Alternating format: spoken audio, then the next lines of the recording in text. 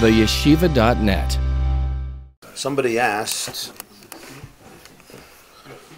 why the Mishnah says, Daf Yud Ches Amud Aleph, somebody asked why the Mishnah says, Al Shisha Chadashim Hashluchin Yoitzin, not Bishisha Chadashim Hashluchin Yoitzin. Really, the language should have been Bishisha Chadashim. In 6 months, during these months, the Shluchim go out. But the truth is, Al Shisha Chadashim is really much more accurate. Because Al Shisha Chadashim means because of. It's true, the Shluchim only went out on 6 months. But the reason they went out in 6 months is because of 6 months they go out. In other words, because of certain things that happen in 6 months, the Shluchim go out. So it's much more accurate. It's much more, you're getting to the source of it. Not just they go out in 6 months, stop. It's because of things in 6 months that require the Shluchim to go out. Now, what were the 6 months? So Nisan is Pesach, and then Av is for Tisha B'Av, the Tainus. Elul is for Rosh Hashanah. Tishrei is for the Yom Tovim of Tishrei, which of course would be Yom Kippur and Sukkot. Kislev is for Chanukah. Adar is for Purim. And the Mishnah adds, that's 6 months, and the Mishnah adds, when the Beis HaMikdash existed, they went out an Iyar, so everyone would know also when Pesach Katan is. Pesach Sheni is if they have to bring a carbon. Now, as we know, there were places that the Shluchim reached on time. There were those regions that were too remote, and the Shluchim couldn't reach on time. Places, for example, in Eretz Yisrael, it would take a few days to get there. So they usually made it. So you knew when Tisha B'Av was, you knew when Pesach was, and etc. You knew when Yom Kippur was, you knew when Sukkot was. Places where the Shluchim did not get there on time. And remember, some of them, they don't have a lot of time. Tisha B'Av, you only have 8 days, and you can't travel on Shabbos. Even Pesach, you have 14 days, but you can't travel on Shabbos. The real problem is Tishrei. You can't travel Rosh Hashanah and you can't travel Yom Kippur. So you're missing 3 days. And if you have a Shabbat in the middle? And if you have a Shabbos in the middle, you're not traveling. And Yom Kippur itself, 2 days Rosh Hashanah, they can only leave after Rosh Hashanah, the day after Rosh Hashanah. Rosh Hashanah is, say, 1 day. They leave the next day, but already Yom Kippur, you have to know when to fast. This is where the whole institution of Yom Tov Sheni Shel Goliath begins. The idea to celebrate not 1 day Yom Tov, 2 days Yom Tov, even though in Torah it doesn't say. Pesach is 7 days, and Sukkot is 7 days, and Shavuos is 1 day. The idea of Yom Tov Sheni Shel Goliath, as the word indicates, is the second Yom Tov of Goliath, meaning of the exiles, of Jews living outside of Eretz Yisrael, in a region where the messengers, the Shluchim of Bezdin, don't arrive. So therefore they don't know when Pesach begins. And it's only a question of 2 days. It's never a question of more than 2 days. That you have to understand. Because Rosh Chodesh could either be day 30 or day 31. We always know that later than that is already, there's no need to push off Rosh Chodesh later than that because the moon already was born. It can't go too far based on the orbit. So it's either 1 day or another day. Day 30 is day 1 or day 31 is day 1. So now the question is, if Rosh Chodesh was day 30, so now I start counting from the next day, Aleph Nisan, Beis Nisan, Gimel Nisan. I come to Tesvav Nisan, I say this is Pesach. Great. I have one problem, and that is this may not be Pesach. This may be Erev Pesach, because Rosh Chodesh was a day later. Rosh Chodesh was day 31. So everything is pushed off by 1 day. So what I think is 15 is really 14. Fine. So I start Pesach, Tesvav Nisan, but I know that this may not be Pesach, this may be Erev Pesach. So I also start Pesach again. Tomorrow I start Pesach again. That's for us called Yom Tov Sheni. I do a second Seder. I eat matzah again. I eat maror again. I say the Haggadah again. I drink Dalet Kosos again. As we do till today, which they don't do in Eretz Yisrael. Of course, my Pesach will also be delayed. I'll have 8 days Pesach. Why do I have 8 days Pesach? Because if I start at Tesvav, I only need 7 days Pesach. I don't need 8 days Pesach. The problem is, Tesvav may be Yudalit. So if I celebrate 7 days Pesach, what happens? I may be eating chametz. What I call Isru Chag. I call it Isru Chag. It's really the last day of Pesach. I'm eating chametz. That's a very serious issue. So therefore, I have another day of Pesach. No problem. No so problem this way... No problem eating Yom Kippur. Now the question is, Yom Kippur, this didn't happen. Tisha B'Av, this didn't happen. Remember, if Shluchim didn't make it in places for Pesach, they didn't make it for Yom Kippur and Tisha B'Av. Kippur and Tisha B'Av much earlier. Every month that it didn't come, it's another 2 days or another 1 day. What do you mean? Meaning 1 month they didn't come, it's a question Of 2 days, always 2 days. If they didn't come for 2 months, but there's always No, they always come because they have to read. You're right. If they didn't come for 2 months, then you would have to do 3 days. I think the cheshbon is this man they get it. it could be 29. That's why in Elul. That's why Elul, right? What did Rashi say? Elul, they came, so people should know when day 30 is. You don't know when day 30 is. You'll have to do 3 days Rosh Hashanah. Because Av could be 29 days, right? But Av could also be 30 days. If Av is 30 days, then everything is delayed. So what we do is... At some point you would find... So here we have the question with Tisha B'Av and Yom Kippur. We don't do 2 days Tisha B'Av, right? We do 2 days Shavuos. We don't do 2 days Tisha B'Av. Nor do we do 2 days Yom Kippur. The reason is a very simple reason, as we understand. A double Seder we can make. 2 days Sukkot we can make. Have people fast 48 hours. This was in a smartphone, so they're a bone. This is the way they would go. Nozan Yom Kippur, even Tisha B'Av is Divrei Kabbalah. But it's still an Okay, so we have to understand here. L'chayri Yom Kippur is a din min ha-Torah. We don't know when Yom Kippur is. The answer is Sof kol sof, as Rashi says, in Torah we go according to the majority. We go according to the majority. When it comes to Yom Kippur, since you're dealing with such a difficult Gzeira, which would be people have to fast 48 hours straight, because you're not eating at night also. So you finish your Yom Kippur, sunset comes, Ne'ilah comes, and you start a new Yom Kippur. This is a Gzeira she'ein roiv hatzibur yichayil lamed bo. Most of the tzibur can. You'll have Yechidei Sgula that don't mind. Rabbi Yitzchak Baditchever once said that he doesn't know why it has to say in Chumash that you're not allowed to fast on Yom Kippur, and why it says in Navi you're not allowed to fast on Tisha B'Av. He says, on Yom Kippur, ver villas essen. Who wants to eat on Yom Kippur? On Tisha B'Av, ver kenes essen. Who can eat on Tisha B'Av? He doesn't know why you have to have others. Okay, fine. But it's a gzeir shein of atzibur chadlam. But sof kol sof, you could go basar roiv. And you could say, listen, is it possible that today is not Yom Kippur, tomorrow is Yom Kippur? Yeah. I'm doing the best I can. According to the majority of situations, the witnesses come on time. And therefore, Rosh Chodesh is on day 30. It's possible that not. I'm going to celebrate Yom Kippur today as day 10. Is it possible that today is 9 and tomorrow is 10? What I call 11 is really 10. It's possible. So by Tisha B'Av and Yom Kippur, the Chachamim did not make this din that in Golus you have to make a Yom Tov Sheni. Why? Because it's a Gzeira Shein Reiv Atzibur Chalamed. But of course it can lead to questions perhaps of Pikuach Nefesh. And generally people, it's too difficult for people. So they went back to them saying, we go Basar Roiv and we're good. And based on what? Based on 29? Yes. Based on 29. As Rashi says, in most cases, Elul was 29 days, right? And Rosh Hashanah was day 30. If Rosh Hashanah is day 30, I'm good to go. What do we learn in Beitza? Yeah?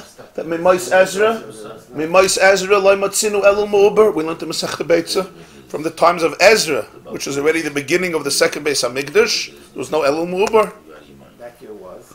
But Shvuos, why do you need 2 days? Because Shvuos is 49 days always. You're asking a good question on Shavuos.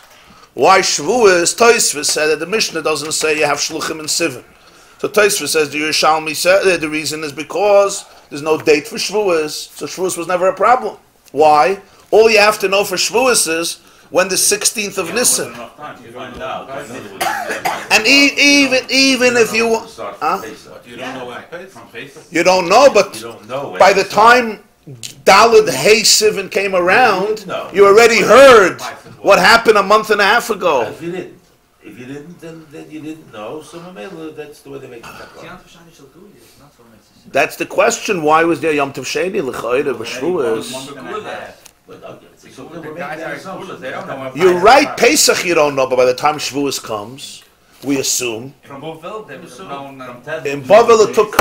What does it say in Tainus? How long did it take for the last Jew to get back from Sukkot, right, to Nahar Pros, to the Euphrates River? So we start asking for rain in Eretz Yisrael on Zayin Cheshvan. Why Zayin Cheshvan? Kadeshi Agia Acher should be Yisrael in a Har Pros. The last Jew who came, we don't want him to get stuck on the road with a rainstorm.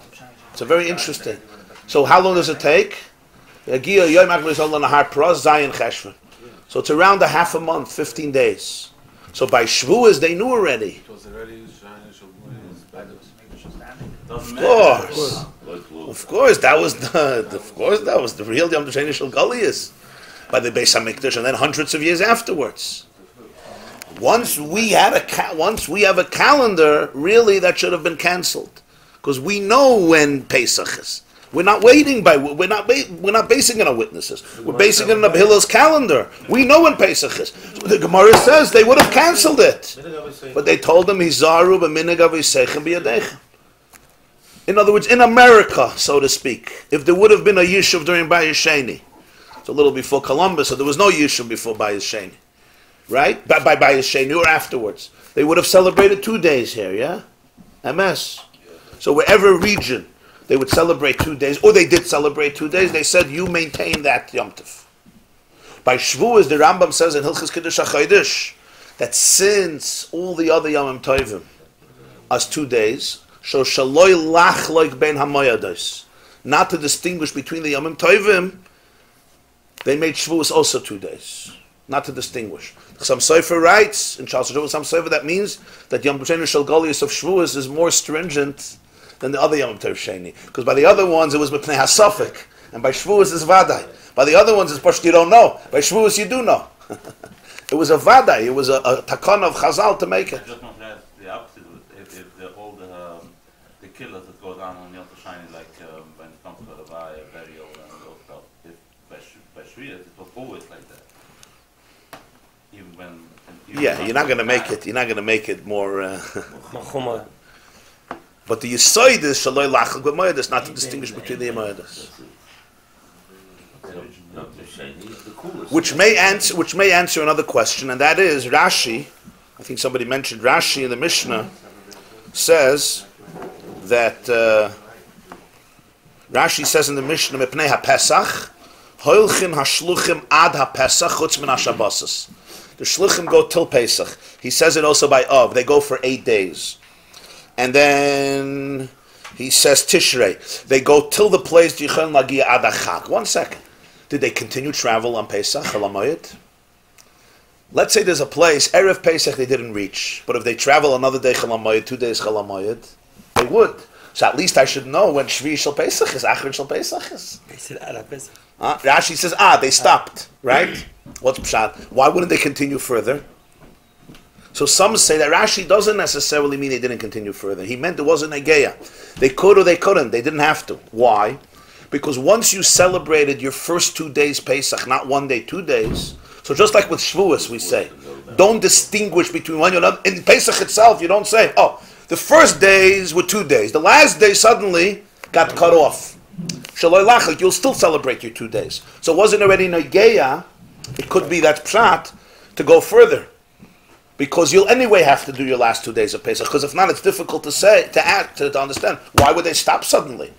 If Pesach is a long holiday, why not notify them in the middle of Pesach? But Rashi says they stopped before. So it could be because it wouldn't be Negeya. Why? Because they would anyway have to do 2 days, so they shouldn't be Mezalzel in the first 2 days and think it was irrelevant, it was insignificant for other years and so forth. The same thing would be, you have Shluchim that arrive to certain places for Pesach, but not for Sukkot. Because Pesach, they only had Shabbos to take off. Sukkot, they had Rosh Hashanah and Yom Kippur. So there were certain places they could find out when Pesach is, but not when Sukkot is, because there was less time. What would they do? Would they celebrate 1 day Pesach and 2 days Sukkot? The answer is no, they wouldn't. They had a uniform system. Since Sukkot, they wouldn't know when 2 days is. So Pesach also they celebrated 2 days, just like we do Shavuos, Shaloi Lachlik B'Moyedus. Because if not, they would be Mezalzel in Yom Tov Sheni Shal Sukkos, it would become cheap. It wouldn't be significant. It's like, okay, it's not a serious Yom Tov. It takes away from the quality of the second day. Just like the Chazal made, we do all the brachas on the second day. We say Shechiyanu on the second day. We say Alachilas Matzah on the second day. What do you mean Shechiyanu Alachilas Matzah? There's no mitzvah to eat matzah on the second day of Pesach. There's no mitzvah to sit. There's no mitzvah to blow shofar. Huh? What? Okay, mitzad that. I'm saying mitzad be'erev toichlu matzahs or tkiyas shofar. Yeah. The answer, of course, is the Rabbanon said there should be a Yom Tov Sheni Shel Goliath. And that's also Kedushan of a mitzvah itself, like Mikra, Megillah, and Chanukah. But they wanted to do it so there shouldn't be any zilzul in Yom Tov Sheni Shel Goliath. But now that they did it, there is a mitzvah to eat the second night. We make a bracha, Shekadushan of a mitzvah itself, ala chilas matzah, even though we know, by us it's a bigger chiddush, because we know it's not Pesach. We know it's not Rosh Hashanah. Why don't we do this by Chanukah? Oh. That's the way we're massacring. That's another very interesting question. What about Chanukah and Purim? The Shluchim went out for Chanukah. The way they started away.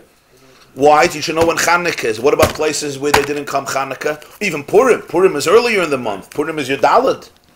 Places that didn't know, what would they do Chanukah and Purim? We don't do 9 days Chanukah. We should do 9 days Chanukah. We should do 2 days Purim. We don't do 2 days Purim. We do 1 day Purim. You do Purim in the back and then you go to Yerushalayim. That's all. This was they created the kedushas the way they created. You understand the Chab my Chanukah? We should light 9 days Chanukah. We should light candles 9 days. So there's an interesting argument here. The net wasn't 9 days. You can never ever do that even so. So the Minchas Chinuch writes, I saw the Minchas Chinuch says in Mitzvah Shin Aleph, that in the time of the Beis HaMikdash, they used to celebrate Chanukah 9 days. Outside of Eretz Yisrael, wherever the Shluchim didn't arrive by day 25, they didn't know when Chanukah is, so they did Chanukah today. Where does he get this from? He says, based on the Mishnah, they came for Chanukah. If they didn't arrive for Chanukah, paid places. I did Chanukah today, but today may be Chavdalet. I mean, today may not be the first day Chanukah. Today may be Chavdalet. Don't say anything about this. So therefore, today may be Chavdalet, so I have to extend Chanukah 1 more day. He says they used to light menorah for 9 days. Purim. How many candles? Purim? No, probably also. That's a good question. How many what? They couldn't do 9 candles because there's no takana. How do you... That's a shaila. Also. Huh? Purim, he says, they did 2 days Purim. They would lay the Megillah again, just like. That's what the Minchas Chinuch Tainas. He says, so why don't we do it? He says, Pasha. When it comes to a doiraisa, so even though when you have a calendar, you know, they said, Minig avoseinu biyadenu, keep the minig. He says, to go so far, you know today when Chanukah is, because we have a calendar. The only reason you're going to add a day of Chanukah is because Minig avoseinu biyadenu, this the same Chachamim said, because it's a mitzvah d'Rabbanan, it's not a mitzvah minatayda, and you're doing the mitzvah d'Rabbanan, because we know the calendar. They didn't say Minig avoseinu biyadenu on something that the whole inyan is only a chiyuv d'Rabbanan. That's how the Minchas Chinuch learns. That's a big chiddush. The Miroi Meisada, the Netziv here, says no.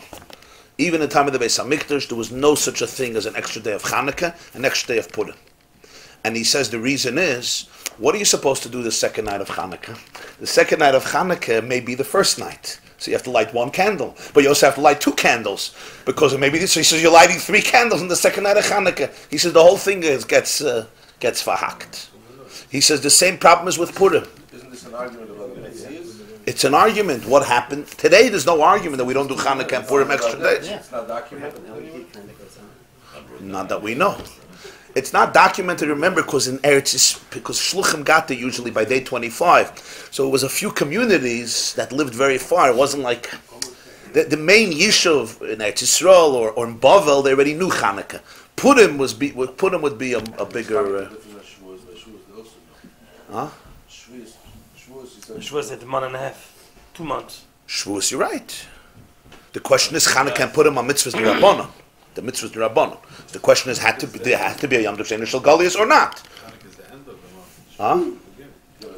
Or you can also say that since it's a mitzvah d'Rabbanan, they said go Basaroiv. Basaroiv, again, Purim is day 14. You're not going to say today is 13.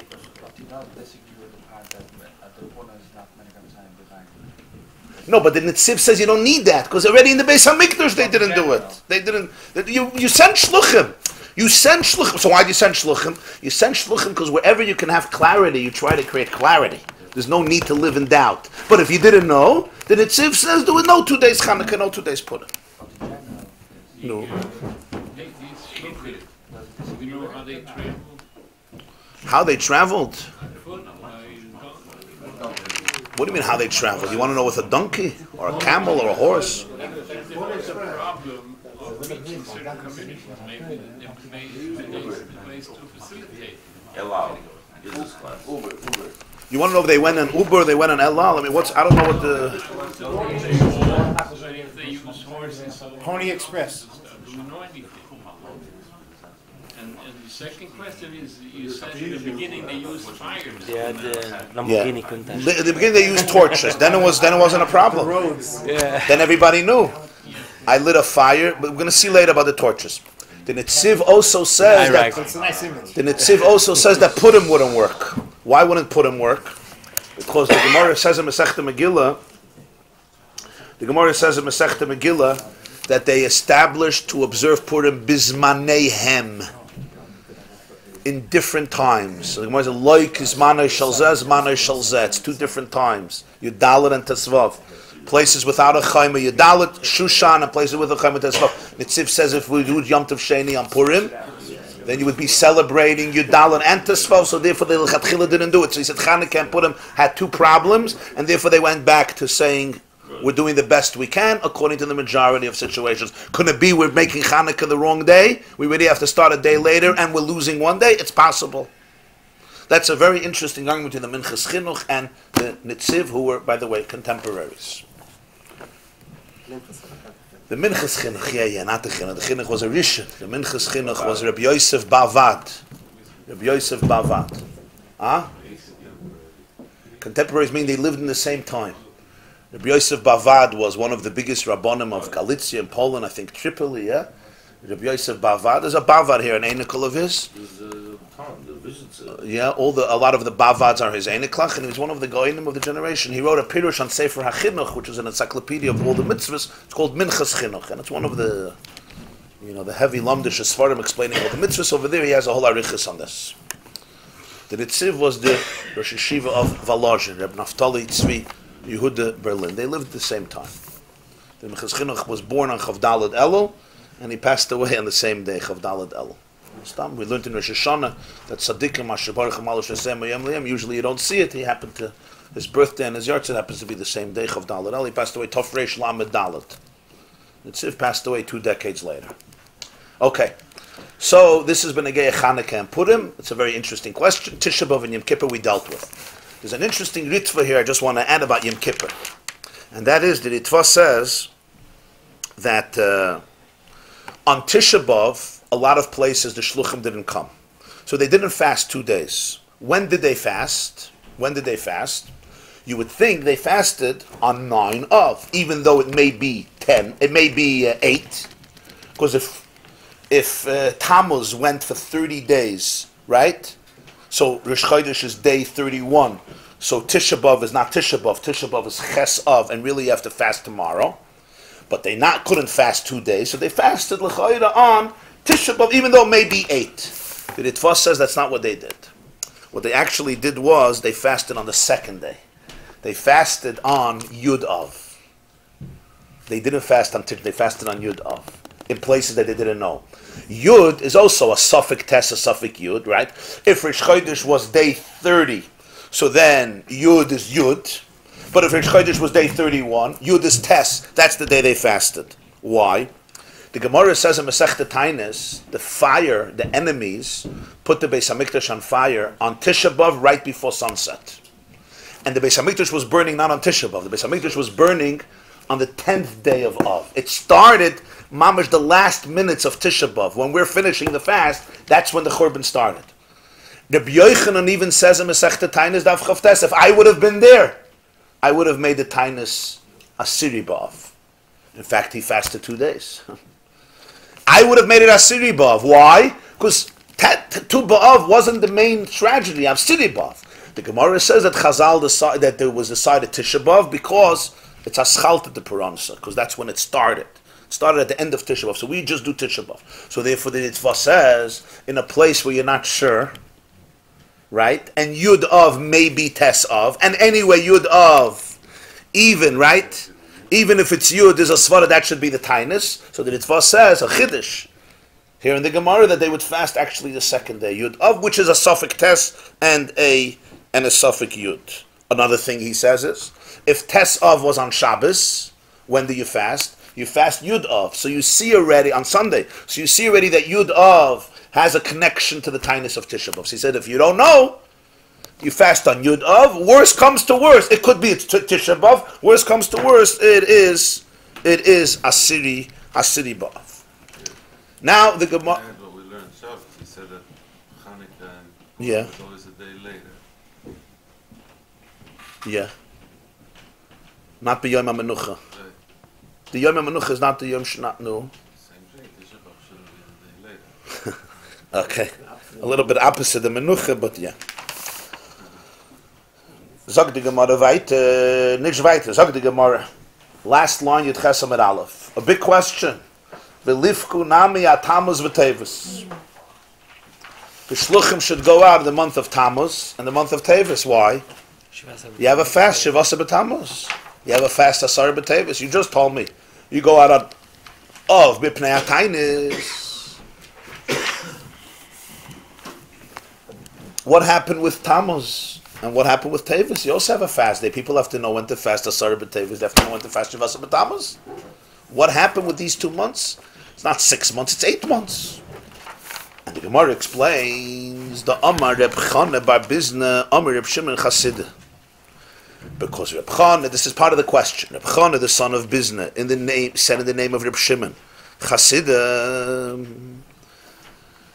The Gemara is going to establish now the source of these fasts. Maidiksiv, the pasuk says, Koi Amar Hashem. We're now quoting a pasuk from the Navi Zechariah, Perek Ches pasuk Yites. Let's read the whole pasuk. Koi Amar Adonai Tzevois. Tzayma Revi, V'tzayma Chamishi, V'tzayma Shvi, V'tzayma Asiri, Yiyeh lebeis Yehuda l'sasan u'lesimcha u'lemoyadim toivim, v'ha'emes v'ha'shalom ha'hevu. Beautiful pasuk. Hashem said, the fast of the 4th, the fast of the 5th, the fast of the 7th, the fast of the 10th. What do we mean by this? The fast of the 4th, we mean fast of the 4th month from Nisan, which is Tammuz. The fast of the 5th is the fast of the 5th month, which is of Tisha B'Av. The fast of the 7th is the fast of Tishrei, Tzom Gedalia. No, Tzom Gedalia. And the fast of the 10th is the fast of Asar B'Tevis. Hashem said, these days are going to be days of festivity, of happiness, of joy, of Moyadim, of Yom Tif. But one thing, you should love truth and peace. That's the main thing. These fasts are not going to remain. They're going to be l'sas and l'simcha. How does this pasuk come into Zechariah? Zechariah is one of the Nevi'im in the Sefer of Trei Asar. In the Navi, you have a Sefer called Trei Asar, which records 12 short prophecies. Trei Asar, Hosea, Yoel, Amos, Avadia, etc. And you have there Chagai, Zechariah, the last one Malachi. Zechariah was a Navi who lived during the destruction of the first Beis HaMikdash and the exile into Babylonia, but he also lived in the beginning of Bayis Sheni. A delegation from Jews living in Babylonia, present-day Iraq, who did not make it back to Eretz Yisrael with the second Aliyah, when they came back to rebuild the second Beis HaMikdash, they remained back home. They sent a delegation to Yerushalayim, and they asked Zechariah a question. And the question was, Ha'efke b'chodesh ha'chamishi. This is all in the book of Zechariah. Should I still cry on the 5th month? In other words, should we still commemorate Tisha B'Av and the other fasts once the Beis HaMikdash is rebuilt? The whole point of these fasts is destruction of the Beis HaMikdash. The Beis HaMikdash is not destroyed anymore. We rebuilt it. Do we still hold on to these fast days, which were instituted 70 years ago with the Churban Bayis Rishon? This was the question. The Navi gave over this message, which is a little bit of a cryptic message. Hashem said, this fast is going to be a Yom Tov and a Simcha.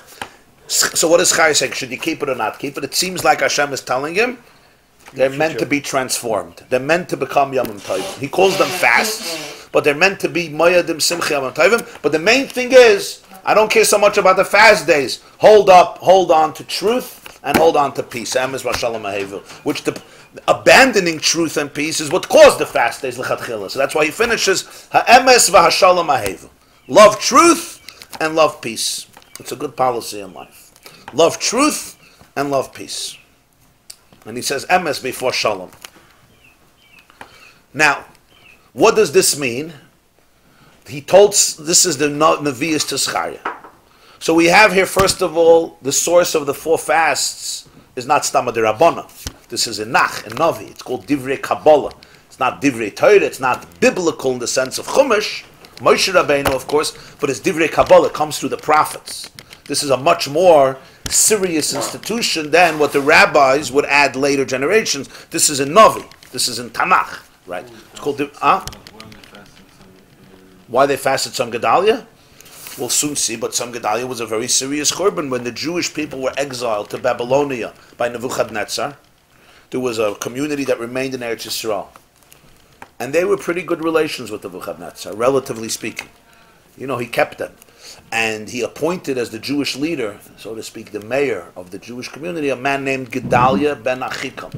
Because of internal fighting, another Jew by the name of Yishmael murdered him. He murdered Gedalia. And this was really a revolt against Nebuchadnezzar because this is his man. So it created absolute havoc. Besides the fact that it was a tragedy because he was the leader, the whole community was now exiled. The last yishuv in Eretz Yisrael, as the Rambam puts it in Hilchos Tiny, is the last coal was extinguished. Kaba Gachelas Yisrael. And everybody was gone. Everybody was gone. So they right away made a fast. So this was like the end of the Churban. Like this was the Makabah Patish of the Churban. How can it be before Nach when it's mentioned as... Oh, what do you mean before Nach? Nach continues from the day that the Jews go into Eretz Yisrael till the beginning of Bayesheni. This is already the end. This is the beginning of Bayesheni. This is the Churban Bayis Rishon, the beginning of Bayesheni. So Zechariah was before that? Zechariah lived during the Churban and in the beginning of the second Beis HaMikdash. He was from the last Nevi'im. The last Nevi'im were during the time of Esther and Mordechai. Esther serves Man HaNevuah. Huh? How old was Zechariah when he was Nifter? How old was Zechariah? Must have been a real Zechariah. Oh, He lived at the end of he lived during the Churban of Bayis Rishon and the beginning of Bayis Sheni. the beginning of Bayesheni, so that's a period of how long came out? 70 years. Minimum So 70. he had to have been, so he wasn't such a Zagi. I don't know. Yeah, I don't know the age. So those are the 4 fasts. So what is the Gemara asking? Why didn't the Shluchim go out Tammuz and Tevis? What's the question? Reb Chana Bar Bizna quoted this pasuk and he said, so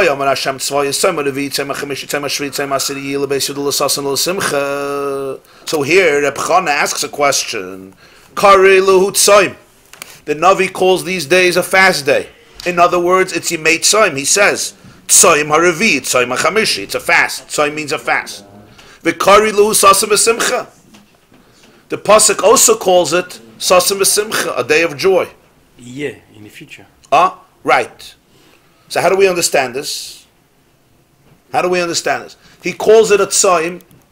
Why is he calling it a tzoim? If he just meant to say to Zechariah, it's all over, don't call it a tzoim anymore. You could say what used to be a fast day is now sasan and simcha.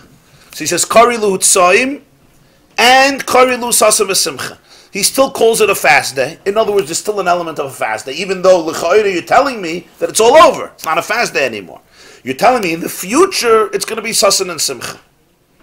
So is it a tzoim or is it sasan and simcha? The pasuk could have just said, not tzoim ha'revi, yemei ha'chodesh ha'revi v'ha'chamishi should be days of sasan and simcha. They asked, should we continue crying on the 5th month? So he could say, in the 5th month, you shouldn't cry, you should have sasan v'simcha. He still calls it the name tzoim. Also, he says, yiyah. What does yiyah mean? Yiyah means it's going to be. So the Gemara wants to know what is the pshat of this. What is it exactly? So the pshat is this. Bisman sheyesh shalom, when there is peace, meaning when the Jewish people are living in peace, they're not being dominated and subjugated. These days should be days of happiness and joy, not days of fasting and eulogizing and sadness. Ein shalom, if there's no peace, in other words, the Jewish people are being subjugated, then Tzaim, maintain the fast. So this is a very interesting message to Zechariah. It's not that the fasts were obliterated completely and now there's Sasan and Simcha because the second Beis HaMikdash was rebuilt. It depends. There's an element of Tzaim, but these Tzaimas are also going to be Sasan and Simcha. When? If it's a time when the Jewish people are in peace, Sasan and Simcha. Make them holidays. If it's a time when the Jewish people are not living in peace, it's still a Tzaim. We still call it a fast day. That's why it says, Yiyah. They had to figure out an answer from this. So let's see Rashi. The first Rashi at Chesam at Beis. Omer Reb Chaim Bar Bizna. Reb Chaim Bar Bizna said, "The kolu yemei tainus ninu bizman hazeh she'en Beis Hamikdash kayim." What do we learn from this pasuk? That now, when the Beis Hamikdash doesn't exist, and therefore ain't shalom, the Jews are not living in absolute peace. It's a fast day. Umasnisin bizman hazeh kamayri midiktani kshamikdash kayim. Now, our Mishnah is talking about the time of the Beis Hamikdash, or talking about after the Churban Beis Hamikdash?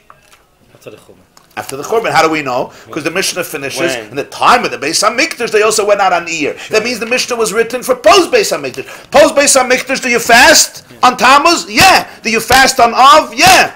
That's why you send shluchim for Av. Do you fast on Asara B'Tevis? Yeah. So the Gemara says, now you understand my question. Why didn't the shluchim go out Tammuz and Av? Don't tell me that once Bayis Sheni was rebuilt, the fasts were obliterated. No. They were obliterated for Bayis Sheni, when there's shalom, but after there's no shalom, after the second Churban, they resumed, they went back to what used to be, because again, you have a time of no peace.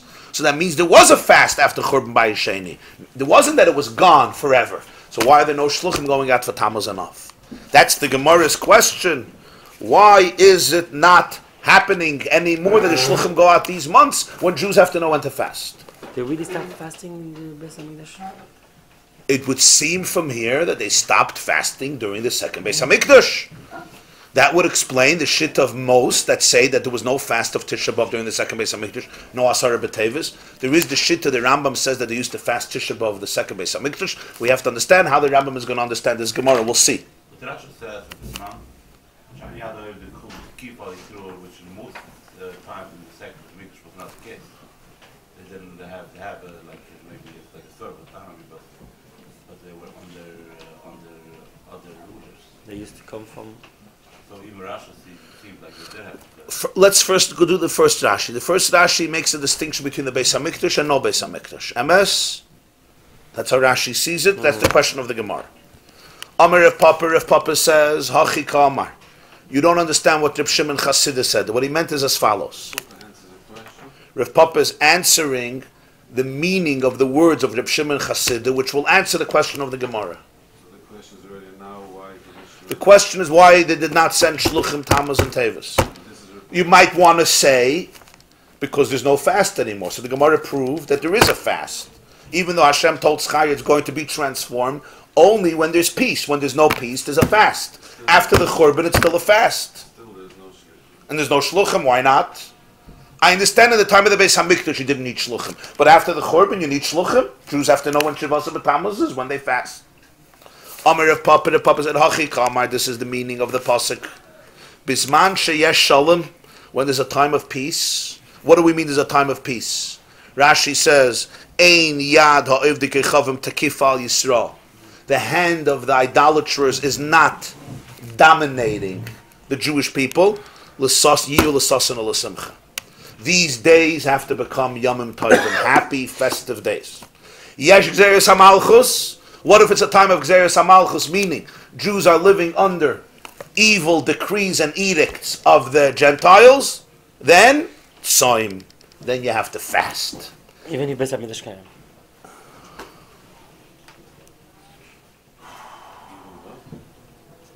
Even if the Beis Hamikdash is meal. Okay. Makes sense because it's still not peace. It's still If it's Gzeres HaMalchus, Tzoim. Ein Gzeres HaMalchus ve'ein Shalom. What if it's neither? There's no Gzeres HaMalchus, there's no evil edicts. But on the other hand, there's no peace. What do we mean there's no peace?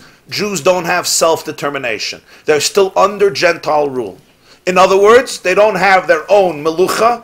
They cannot define their destiny completely. They're under the authority of the non-Jews, even though there's no Gzeres HaMalchus. It's a benign regime, it's a benign government. Then, Rotzu Misanin, Rotzu E Misanin. If they want, they could fast. If they want, they could not fast. Rashi says, Yesh Shalom Ein Yadev Yichom Kifal Yisrael Yiyu L'Sasan L'Simchi L'Aseh B'Hesped B'Taynis. You're not allowed to fast on these days. You're not allowed to make a eulogy on these days. Yesh Gzeres HaMalchus Tzoyim Choyva L'Sanas, but you have to fast. What if there's neither? There's no Gzeres HaMalchus, but still the Jews are being dominated. They don't have their own control. It's voluntary. So Rashi says, the Mishnah is talking about a situation where the Jews were after the Churban, so they weren't under their own control, they were under the Ummah Sa'olam. But on the other hand, it was a time that there was no Gzeres HaMalchus oppressing them in a real, authentic way, oppressing them. So therefore, the fasts were voluntary. If the fasts were voluntary, they don't have to send shluchim. You have to send shluchim. You're sending shluchim to make sure that you know which day. No, and if you don't know which day, the whole fast is voluntary. That answers the question.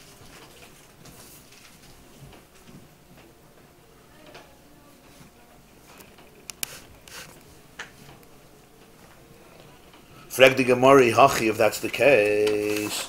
Tisha B'Av Nami, Tisha B'Av 2. Tisha B'Av is one of these 4 fasts. Kippur, you answer your question. But it says, the same Lucy, it says the CEOs. No, Asiri is Tevis. Yeah. Tzomar Revi is Shivasa B'Tammuz. Tzomar Chamish is Tisha B'Av. Tzomar Shvi is Tzom Gedalia. Tzomar Asiri is Asar B'Tevis. These were all tiniest that were instituted for the Churban Beis HaMikdash. Yom Kippur was not instituted for the Churban Beis HaMikdash. Yom Kippur is a mitzvah Parshas Acharei Ma'aseh. It was done already earlier. Frag the Gemarah, Tisha B'Av Nami, Tisha B'Av also is one of these. So when there's no Gzeiros, you don't have to fast Tisha B'Av. So why they send out Shluchim for Av?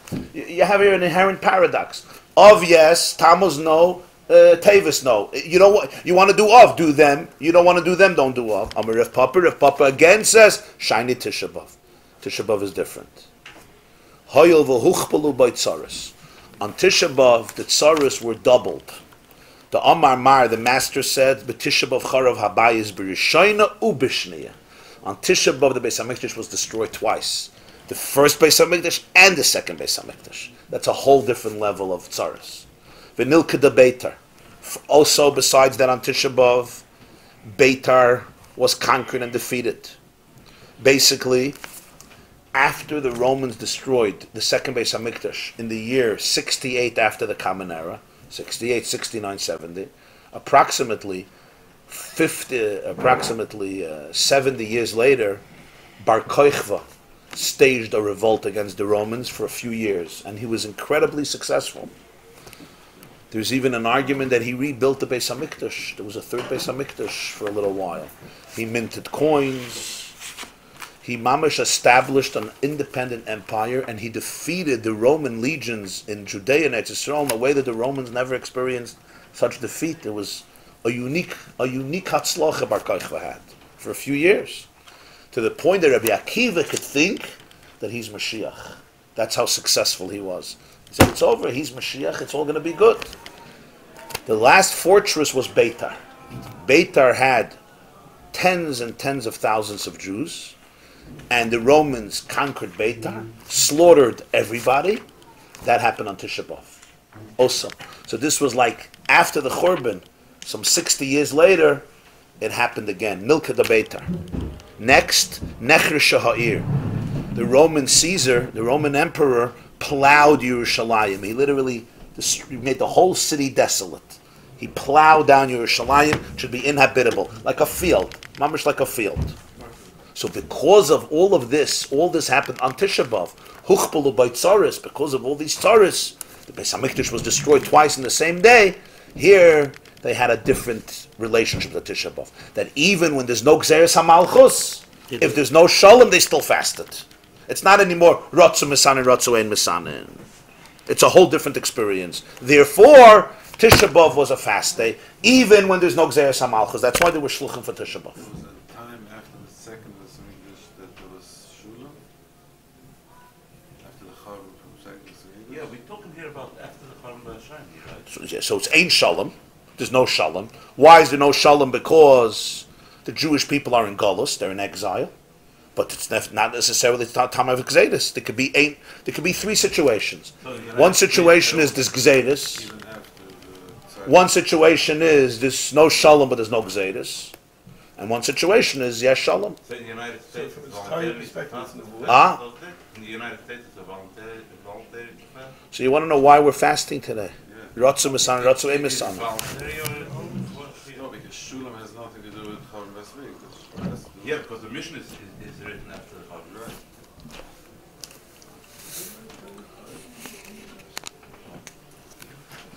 Right. Take a look in Tosfos. Tosfos asks a question. Hoyel v'uchbel l'boy hatzaris. So Tosfos b'yom shivasa b'tamuz nami yirich hamisha dvarim. K'detnam b'perik basu d'tainis. On the 17th day of Tammuz, the Mishnah says in Tainis that 5 things happened. 5 things happened on Tisha B'Av, including the breaking of the luchas, the breaching of the wall of Yerushalayim. Bittul atamid, you mean the bittul of the carbon tamid? Yeah. Sreifes haTorah, Hamitzelim behechel. 5 things. So what do you mean huchbalu b'tzaris? Shavasa b'tamaz also had.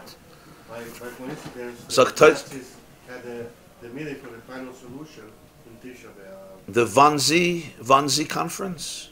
I never knew that. He pushed it off. Sharon pushed it off to Chamisha Asa B'Av. You mean the Spanish expulsion of 1492 and the First World War.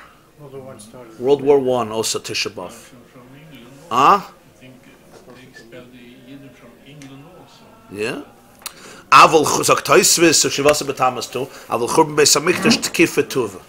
The Churban of the Beis Hamikdash is much more severe because that happened Tisha B'Av. V'oid loydami l'tu b'Av the tzara achas huchbel l'boy. It's not like the same thing happened twice on Tisha B'Av. Huchbel l'boy doesn't just mean a lot of things happen. The same tzara happened again. That's a different level. When the same tzara happens twice in the same day, woo, that's a different level. So therefore, Tisha B'Av they send shluchim. But the other fast, Ratzu Misana, Ratzu Ein Misana. Now the Rambam says in Pirush HaMishnayos, as we mentioned, that even during the second Beis Hamikdash they used to fast on Tisha B'Av. So the Mefarshim say in our sugya we see clearly that Bisman Sheyesh Shalom, it's L'sasan L'simcha. When there's complete peace and the Jewish people are under their own rule, you're not allowed to fast on Tisha B'Av. So how can the Rambam say that in the time of the Beis Hamikdash they fasted on Tisha B'Av and therefore they sent out shluchim for Chamish Asa B'Av? So the Sfas Emes says that the Rambam learns that when the Gemara says Bisman Sheyesh Shalom Yi L'sasan L'simcha, what does Rashi say? Shalom She'ein Yad O'evdei Kechavim T'kif Al Yisrael. Rashi doesn't just say the Beis Hamikdash exists. He says the Jewish people are under their own rule. The Rambam says during the second Beis Hamikdash there was a time, for example, by the Chashmonaim, that the Jews were free. But in the beginning they were under Persian rule, then they were under Greek rule, then they were under Syrian Greek rule. And the Chashmonaim revolted and got back the regime, got back the Malchus for around 100 years, and then they went under Roman rule. So therefore, most of Bayesheni, Rashi says that it has to be Ein Yad O'evdei Kechavim T'kif. He doesn't just say Shalom means it's a Beis Hamikdash. He says that the Jews can't be under any dominance, but during the Bayesheni they were. Not like by Bayis Rishon. So therefore, in the Zman HaBayis Sheni, there were years that the Umas Olam dominated the Jewish people. And according to Rav Papa, even if there's no Gzeiris, what do we say? It's Ein Shalom. So Ratzu Misanin, Ratzu Ein Misanin. And they wanted to fast Tisha B'Av. The Rambam learns they wanted to fast Tisha B'Av to mourn what was lost with Bayis Rishon. The other fasts not. Tisha B'Av they wanted to fast. So that's how the Rambam learns that Tisha B'Av they fasted and Tisha B'Av Bayis Sheni, and that's why they sent Shluchim. Other months they decided they don't want to fast. The same is true after Churban HaBayis. Tisha B'Av they continued to fast, and the other fasts Rotzu Ein Misanin. Why Rotzu Ein Misanin? Because Yesh Ein Gzeres HaMalchus. So therefore, other months they didn't send out shluchim because it was voluntary. You said Bar Kokhba they also fasted? What? During Bar Kokhba's regime, you said they also For Tisha B'Av? Yeah. You mean because you mean those 3 years? See, for the period of time that they were not under the I don't know. yoke. You're saying those years under Bar Kokhba, he ruled for a few years, so they wouldn't fast. It had to be Sasin ul Simcha because it's Yesh Shalom. That would be comparable to the Hazmanayim. On the other hand, there was no Beis Hamikdash. But you said he built. He started to rebuild. There's some. It's not clear. The sources that he started to rebuild the Is it second one. analogous to the Hazmanayim in that sense? I don't think he finished the third Beis Hamikdash. Is it analogous to the Hazmanayim in that sense? But the Chashmonaim there was a Beis Hamikdash. In one way, yes. In one way, not. By the Chashmonaim there was a Beis Hamikdash. By Bar Kokhba there was no Beis God Hamikdash. wasn't there in either case. Yeah, right. But at the time of Bar Kokhba, wasn't they entrenched in war the whole time? I mean, he was ruling. Yeah. He wasn't entrenched in war. Yeah, he was entrenched in war, so it was not a time of shalom. It was not a time of shalom. Weren't there some precincts that The Chashmonaim were also entrenched in war. Chanukah didn't happen like this. I thought You're right. Went for 25 years. Chashmonaim were also 22 entrenched. years, I thought but that after all that the they had a precincts peace, came out out of of peace war for a under few the years. Hazmanayim. I thought there were certain precincts. Was they fighting in Jerusalem while they were lighting? No, Jerusalem they cleansed. Yeah, so there were areas Yes, that was- yes, yes, but yes. none under Bar Kokhba. On Bar Kokhba, they Right. were still fighting except in the garrison cities. Right, right, right. But the question is about today. What is So what did the Gemara say? We had a problem here. Problem is that the shluchim did not go out in the months of Tammuz and Tevis. And there are 2 fast days on those months, during those months. Shiva Asa b'Tammuz and Asara b'Tevis. Shiva Asa b'Tammuz is the day that the walls of Yerushalayim were breached and the enemy could finally penetrate. Indeed, 3 weeks later, the destruction happened because on the 17th of Tammuz the walls were breached and it did not constitute a protection anymore.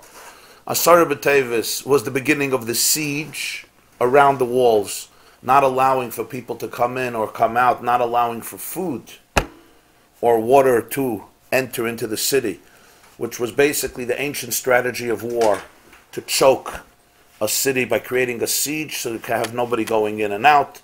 No supplies that are vital to life could be brought in. And as a result of that, they hoped to crush the resistance, simply starve the people to death, to the point they have no choice. So that was that Tzara B'Tevis. So you have Tisha B'Av is the actual Churban, the burning of the Beis HaMikdash. Shivasa B'Tammuz is 3 weeks earlier, is the breaching of the walls. Asara B'Tevis, some months earlier, is the beginning of the siege. And Shluchim don't go out, Tevis or Tammuz, even though they go out in the month of Av. That's the problem the Gemara raised. And of course, the Gemara brought the Psukim and the Pasuk in Schaya, where Hashem speaks about, where the prophet Schaya quotes Hashem as saying that there are 4 fasts, which will be transformed into holidays. Yiyu l'sason u'lesimcha, they will become holidays, days of joy, sason, simcha, ma'adim taiva. What are the 4 fasts? Tzom ha'revi, tzom ha'chamishi, tzom ha'shvi, tzom ha'asiri. 4th month, which is Tammuz, we start with Nisan. 5th month, which is Av. 7th month, which is Tishrei, Tzom Gedalia, the fast of Gedalia. And finally, the 10th month, which is the month of Tevis. And all of them are going to be days of joy in the future. And Reb Shimon Chassid explained the meaning of this, that in a time of peace, they will be Sasin and Simcha, but in a time of no peace, there's going to be a fast day. When there's no Shalom, there's going to be a fast day. The time of the Beis HaMikdash, a time of joy. But in the time when there's no Beis HaMikdash, Ein Shalom, it's a fast day. If it's a fast day, it's clear that what? That when there was no Beis HaMikdash, Jews had to fast on these days, then why did emissaries not go out? That was the question. So Rav Papa answered the question, and he said the meaning of the pasuk is that there are three categories. There's a time when there is joy during these days. There's a time when you have to fast during these days. And there's a third era when it's voluntary. The distinction is when there is shalom. What do we mean when there is shalom? Rashi says that the hands of the Gentiles do not rule over the Jewish people. They have complete independence and self-determination. They're a free people. They're a liberated people. That's shalom. As it's clear also from the Gemarah, it means during the Beis HaMikdash. Then it's days of joy. Not only are you not fasting, you're not allowed to fast. It's an isur to fast. You're not allowed to make eulogies, you're not allowed to fast. It has to be a day of simcha. That's an obligation. The other extreme, when there is Gzeres HaMalchus, meaning it's not just the Jewish people don't have a Beis HaMikdash and they're not independent, but actually it's the other way around. They're being oppressed. They're being oppressed. There's Gzeres, decrees, evil, malicious decrees against them. Then there's an obligation to fast. And then there is the period in the middle where, as he says, Ein Gzeres HaMalchus, Ein Shalom. A time when there is no Gzeres HaMalchus, there's no negative Chalila decrees against them. But nonetheless, it's not a time of absolute peace and prosperity in the sense of there's no Beis HaMikdash, the non-Jews still rule over the Jewish people. Now, it depends on the will. If they want, they can fast. If they want, they can't fast. If they don't want, they don't have to fast. That's what Rav Papa explained in these psukim, and that answers the question. Why does it answer the question? Because when this Mishnah was written, it wasn't a time of Shalom, it was after the Beis HaMikdash. But it wasn't a time of Gzeres HaMalchus. It wasn't a time of decrees against the Jewish people. So therefore, the fast was voluntary. If the fast was voluntary, so the Shluchim didn't have to go out. So the Gemara says, so why Tisha B'Av? Tisha B'Av is in the same package.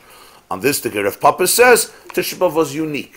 Tisha B'Av was unique because the Beis HaMikdash was destroyed on Tisha B'Av once, and it was destroyed a second time. Huchpala by Tzaris. Much more Tzaris. First of all, the Churban Beis HaMikdash essentially is a much more serious thing. Plus, it happened on Tisha B'Av twice, and therefore, Tisha B'Av was treated differently.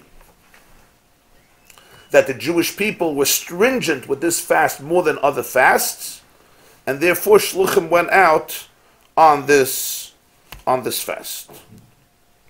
Now, just to explain this a little more, and to answer some of the questions yesterday, is what the Ritva says. That when the Gemarah discussed this Mishnah, the Gemarah is written in the times of the Amoraim, which is after the Mishnah. The Mishnah is written, the Churban Beis HaMikdash happens around the year 68 after the Common Era. The Mishnah is written more than a century later by Rabbi Yehuda HaNasi. The Gemarah is written subsequent centuries, explaining the Mishnah. In the times of the Amoraim, they fasted all the fasts, just like we fast. They fasted. So they wondered, why were there no Shluchim, Tammuz and Tevis? Because they fasted all of the fasts. They assumed that in the times of the Mishnah, they also fasted all these fasts. That is how the Gemarah phrased its question. What was the conclusion? The conclusion is that it's not that way. Essentially, these tiniest, if you want, you fast. If you don't want, you don't fast. So in the time of the Mishnah, some fasted, some didn't fast. Because it was a voluntary experience, therefore, Bezdin didn't feel they have to send out shluchim to tell you which day, which not day, because even if you know the day and you don't want to fast, you don't have to fast. If you don't know the day, you have actually a good excuse, right? What happened afterwards? Afterwards, Jewish communities accepted upon themselves that they want to fast. So even though essentially these tiniest, when there's no shalom and there's no gzeres hamalchos, are voluntary, once communities accepted upon themselves the fast, the tiniest, so that became an obligation that they, so to speak, placed on themselves. So therefore, in Torah and Shulchan Aruch, we have these fasts as a halacha, that you have to fast. But that happened because Klal Yisrael, in all of the different regions, decided that they want to accept this fast, even in a time when there's no Gzeres HaMalchus, but there's no Shalom.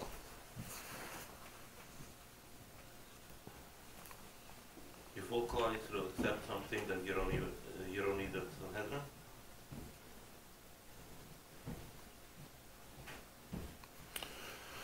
The truth is that there is a shita of the Ran. The Ran says that even if everybody fasts, if you don't want to fast, you don't have to fast.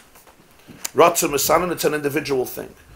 The Ramban argues, the Ramban brings that if the Jewish people accepted upon themselves to fast, the Klal accepted upon themselves to fast, then there's an obligation also on every individual, and he should also fast. So the Ramban says, therefore today, can I come and say, you know what, I'm not into this. America is a very nice country. I'm not fasting. Ratzu ein misanen. Yeah, it's a clear Gemarah. Some would argue there's room for this, but the Ramban says no. Since the Jewish people in previous generations accepted upon themselves to fast, so therefore, no one today has the right as a Jew to extricate himself, unless when the Shulchan Aruch, of course, there's all the various leniencies, health, and pregnant women, nursing mothers, or whatever the situation is, especially as the Golus continued and the Tsaris increased.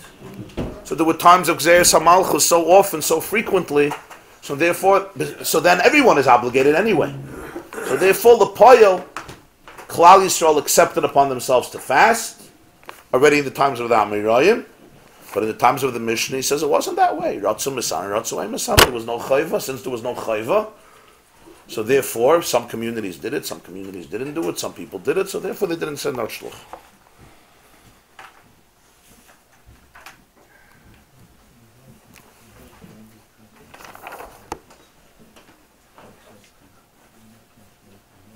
Zog the Gemarah weiter.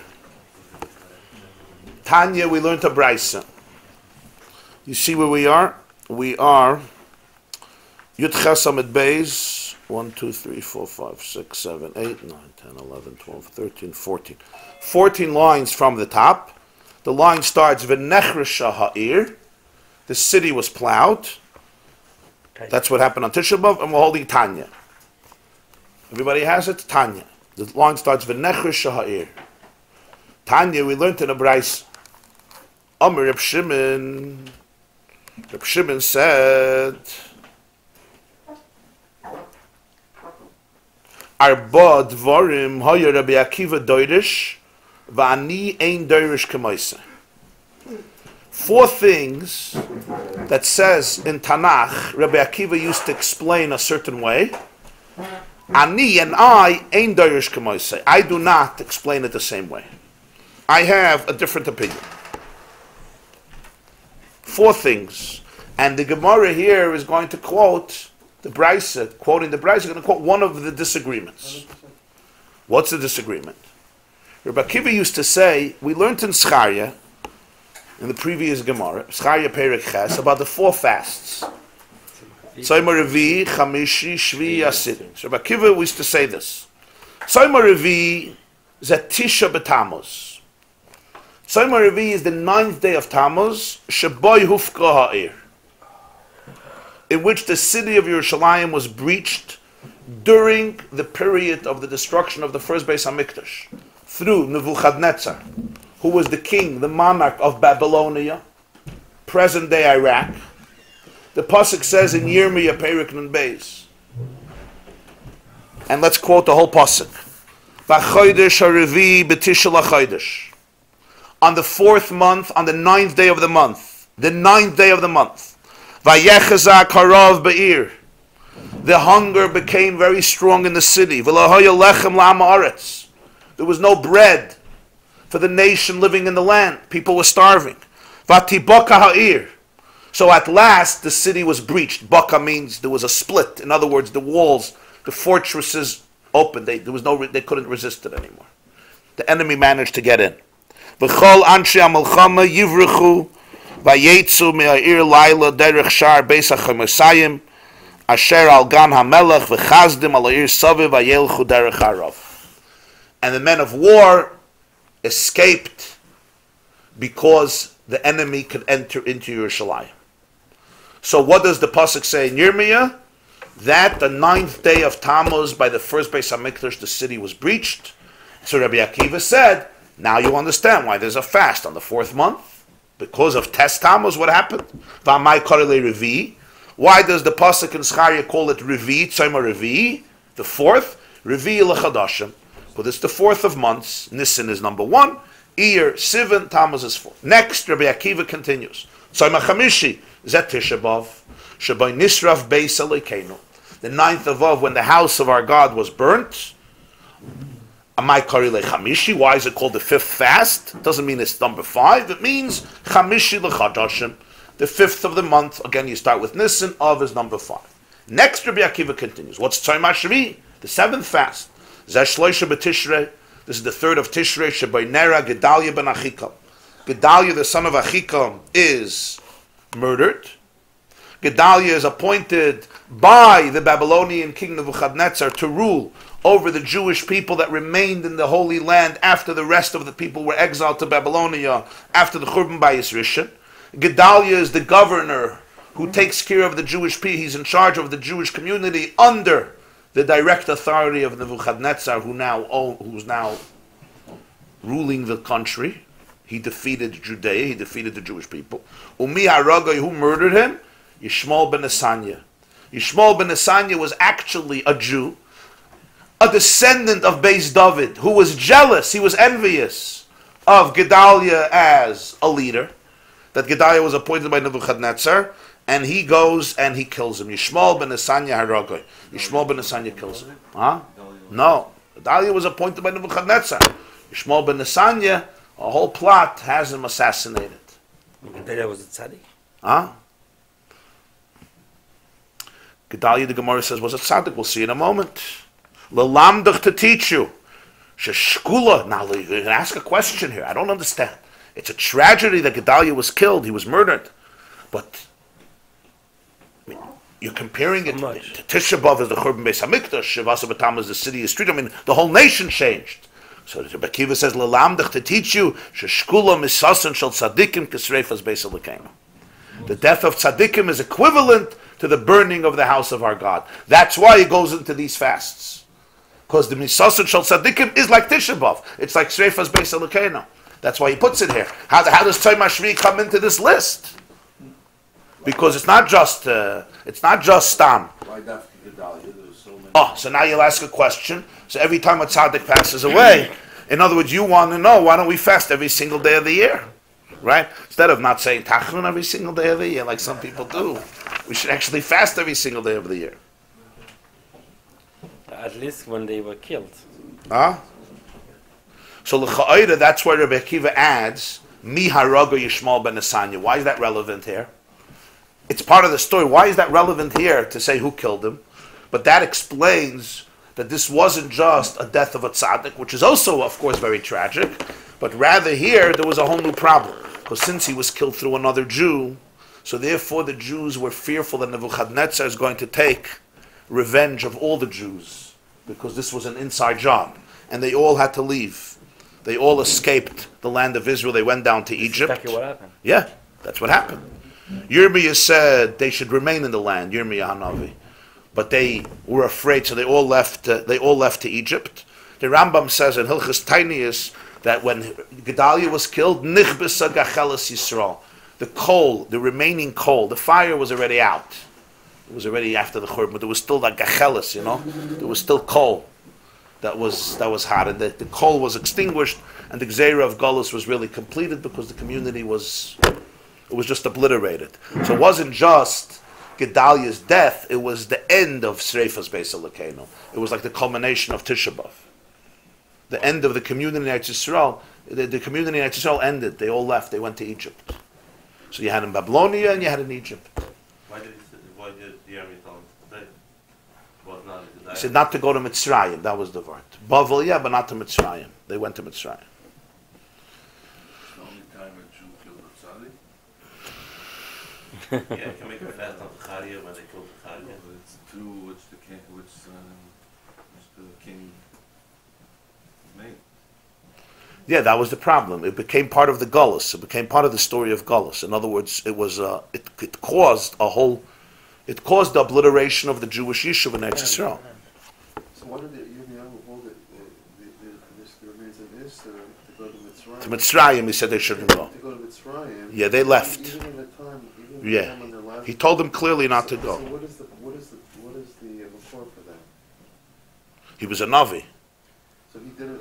He was a Navi. Yeah, it wasn't. I thought there was a continuing Esther to return to Mitzrayim. That was something else. Yeah. But that's not what he Right. posted on. Right. He was the ruler. Right. Do you know anything more about Gedalia, or just that he was a king? There's no nach. He was a good man. No, this is a Navi. This is a Navi. That's how we know the story. There's no nothing there he was before. Or The Gemara says he was a tzaddik. You see, tzaddik. Next, Tzayma Asiri, the 10th fast. What does it mean? It doesn't mean number 10. Zeh Asara b'Tevis, the 10th of Tevis. Shaboy Samach Melech Bavel al Yerushalayim. When the king of Bavel sieged, he created a siege on Yerushalayim. The word Samach actually would mean the opposite. Samach, like we say in Ashrei, Soymech Hashem l'chol hanoiflim, right? Which means supports. Samach is supports. Smicha. Smicha means you support somebody. Right? When they would ordain smicha, or you do smicha on an animal, you put your hands on it. Samach comes from the word samuch, which also means close. In a paradoxical way, he became close to Yerushalayim. Samach Melech Bavel. He became too close to Yerushalayim. There was no distance anymore. He created a siege over Yerushalayim.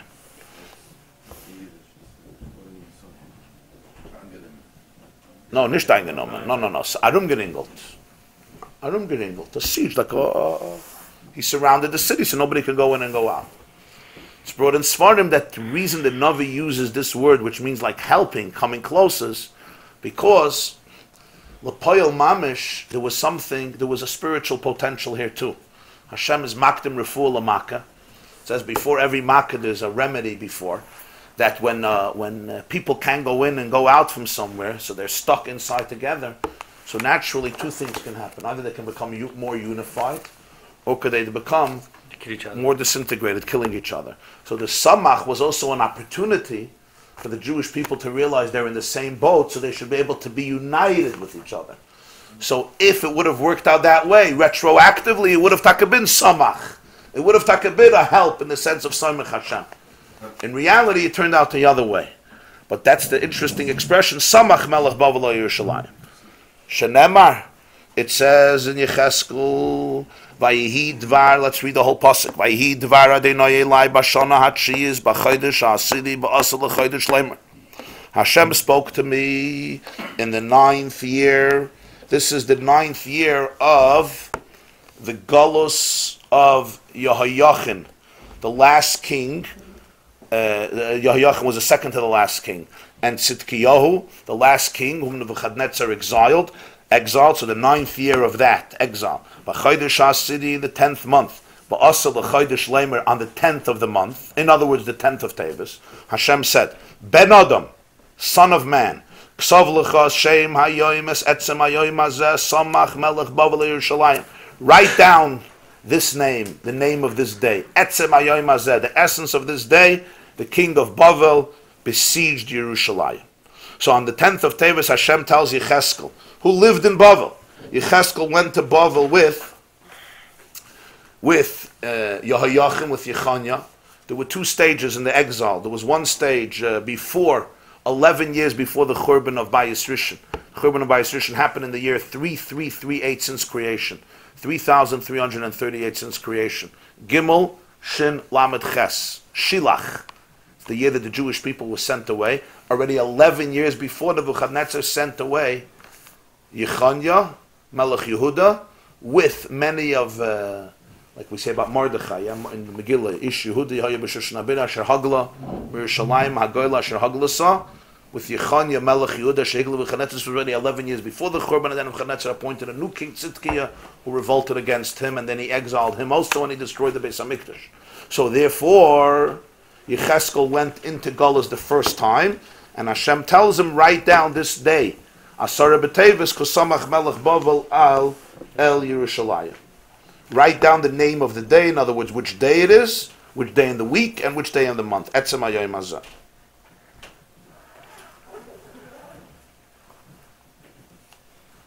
The Radak says over there that Hashem was telling Yecheskel, they lived in Babylonia. They didn't know what was happening in Yerushalayim. He says, write down and tell everybody that Asara B'Tevis is the day that Nebuchadnezzar besieged the city of Yerushalayim. Later, when they'll hear it, when the people will come and they'll hear it, they will realize that you are an authentic prophet, you're not a false prophet, because you knew exactly the day when Nebuchadnezzar besieged Yerushalayim. V'amai kari le Asiri. Why is it called 10? Asiri l'chadash. It's the 10th of the month. It doesn't mean the 10th fast, it doesn't even mean the 10th of the day, it means Asiri l'chadash. So Rabbi Akiva explained the pasuk in Zechariah, Tes Tammuz, Tisha B'Av, Tzom Gedalia, and Gimel Tishrei, and Asara B'Tevis. Some an interesting thing that Avud Raham writes, the Beis Yosef brings, that if Asara B'Tevis is Chol on Shabbos, you would have to fast. Why? Because it says here, Etzem Hayom Hazeh. By Yom Kippur, it also says, Be'etzem Hayom Hazeh. So because of the comparison, the Gzeir Shabbat, just like Yom Kippur you fast on Shabbos, Asara B'Tevis you would fast on Shabbos. In our calendar, Asara B'Tevis can't be on Shabbos. But when they were Makadosh the Chodesh Al Pi Hariyah, Asara B'Tevis could be on Shabbos, could be any day. So therefore, Asara B'Tevis would be a fast day also, even if it's on Shabbos, just like Yom Kippur. Unlike Tisha B'Av, which you push off to Sunday. He says, I don't understand. The fast of Asara B'Tevis should have been first in the pasuk, because first came the siege, then came the breaching, then came the Churban, then came Gedaliah's murder. Why do you start off with Shavasa B'Tammuz? Lama Nichtav Kan, why does Hashem say to Zechariah, Tzayim HaRevi, Tzayim HaChamishi, Tzayim HaShvi, Tzayim HaAsiri? He should start off, Tzayim HaRevi, Tzayim HaAsiri, Tzayim HaRevi, Tzayim HaChamishi, Tzayim HaShvi. That's the order, the chronological order. Lama Nichtav Kan, why was Asara B'Tevis written here? What do we mean here? Here, at the end of the verse? He wanted to organize the months in the pasuk according to the order of the year, not according to the chronology of how it happened. How it happened, Tevis is the first. But in our calendar, when we're trying to make a cheshbon of the fast, you start with Nisan, so you start with Tammuz. That's how Rabbi Akiva explained this pasuk. So Reb Shimon said, 4 things Rabbi Akiva used to explain, and I disagree with him. This is one of them. What do I say? Ani eini oimakain. I don't say this. I say that he has it wrong. Tzoyma Asiri ze chamisha b'Tevis, not Asara b'Tevis. The 10th fast, the fast of the 10th month is the 5th of Tevis. Hey Tevis. Shaboy Basa Shmuel Agoyla.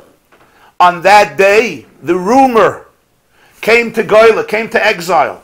The Jewish people who were already in Babylonia 11 years before the destruction of the Beis Hamikdash.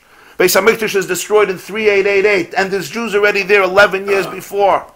Talmidei Chachamim, Nevi'im, Nebuchadnezzar sent the most prominent Jews. He sent 11 years before the Churban. That's why when the rest of the community came, they already had a Kabbalas Panim. They already had hospitality from the greatest Jews who went to Babylonia before.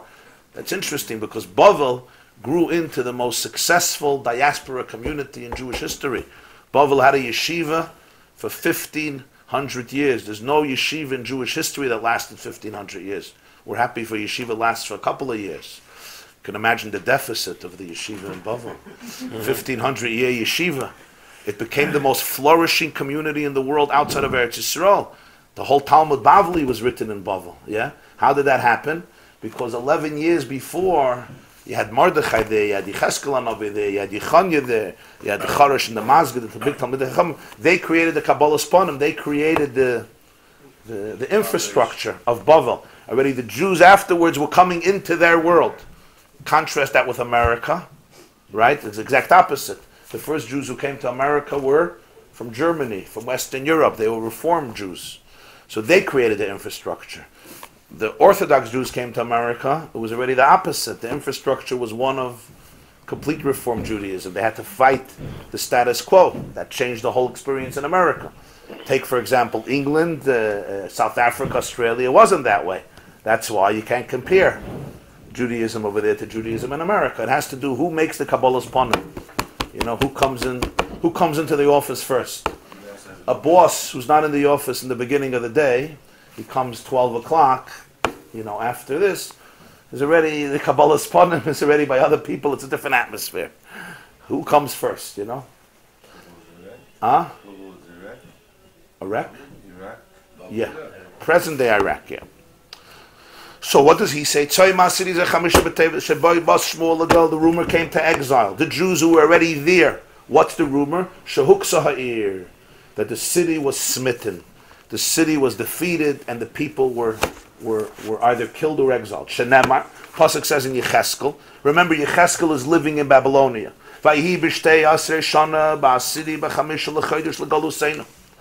It was the 12th year, on the 10th month, on the 5th day.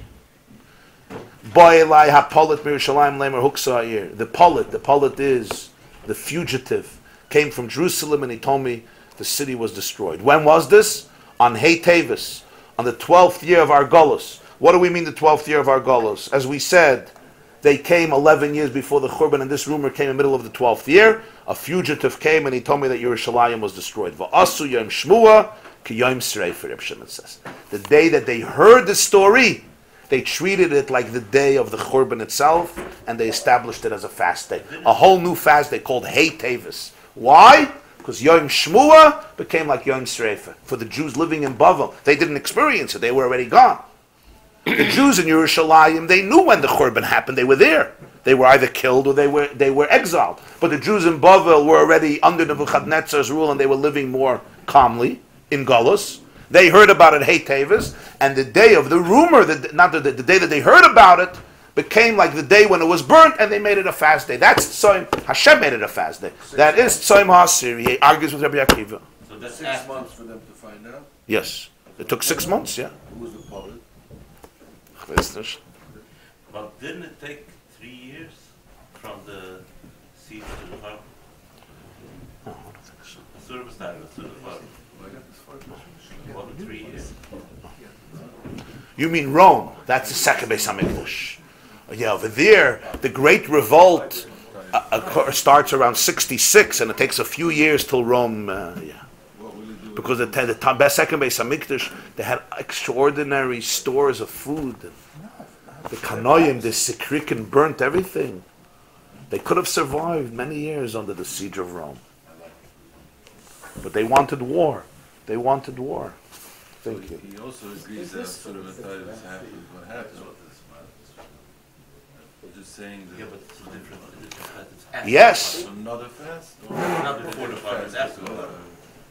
No, he says that's the fast. Reb Shimon says that's the fast. It's not Asar B'Tevis, it's Chamishi B'Tevis. It's not the siege, it's the Shmiyah. It's a different. What does he do with the Pusik? It says. The person don't say fast. Shuna Shuri. Person said it happened on. No, he doesn't argue that Asar B'Tevis there was a siege. That's a pasuk in Yecheskel clearly. Samach Melech Bavel Yerushalayim. He just says that we have to fast on the 5th of Tevis, even though by Churban Bayis Sheni nothing happened at this day. Just like Tzom Gedalia. Tzom Gedalia we fast for what happened in Bayis Rishon. The other events happened again in the second Beis Hamikdash. Yeah, Tisha B'Av was the Churban, but Hey Tevis didn't happen again. Tzom Gedalia also never happened again. He said just like you fast Tzom Gedalia for the first Beis Hamikdash, you have to fast Hey Tevis. L'Poyel, the halacha was accepted like Rabbi Akiva, not like Rabbi Shimon. Huh? This Hey Tevis is almost a year after it happened. Right, around 6 months, yeah. No, after Tisha B'Av. Oh, that's what you mean, yeah. Yeah, exactly. So you have Rabbi Shimon arguing with... Argue with Rabbi Akiva and the meaning of the word Tzom HaAsiri. Because Sasin L'Simcha L'Madim Tovim. Yeah, the books came back to 770. Right. Rabbi Shimon? Yeah, he's just following. No, you're right. The books didn't come back. No, you're right. The news. The news. This Yeah. is the news. Not the news, the The- verdict. no, the The verdict. We The got verdict. the news of The the just verdict. rule. And the verdict. Right. The verdict also. He's arguing with Sears. Which day should trigger the fast? Yeah, The truth is that In Divrei Agada you can argue. Divrei Agada you can argue. But it's a good question. Zog the Gemarah v'nirin dvarai midvarav. Reb Shimon is really strong. He says, and my words make more sense than his words. Remember, Rabbi Akiva was his Rebbe also. Why? Shani oimer al rishon rishon val achron achron v'hu oimer al rishon achron val achron rishon. You understand? He says, I say Tzomar Revi is in the order. Tzomar Revi is the first thing that happened. From the 4 problems, from the 4 tragedies, that's the first one. Al Achron Achron, it goes in the order. The city was breached, Beis HaMikdash was burnt, Gedalia was murdered, and the Jews in Bavel heard about it on Hey Tevis. Al Rishon Rishon Al Achron Achron. V'hu Oimer, Rabbi Akiva says, Al Rishon Achron. The Tzomar Revi, which is the first one, is really the Achron, it's the last thing that happened. Why? Because it's the breaching of the city after the siege, and Achron, the last thing, is Rishon. The Tzom HaAsiri, which is Asara B'Tevis, is really the first thing that happened. Elishahu Mayna L'Seder Chadasha. Shimon explains. Rabbi Akiva believes that the pasuk wants to follow the order of the months, and that's why Tevis becomes the last one, even though it's the first event. V'ani Mayna L'Seder Peranius. According to my explanation, the pasuk, the order is following the Seder Peranius, which means the order in which the tragedies, the Peranius means the negative tragedies, happened, and that's why you understand that Nirin Dvarai Midvarav. My words make more sense than his words, that the Torah enumerates the 4 fasts the way they happened, not in the system of the months.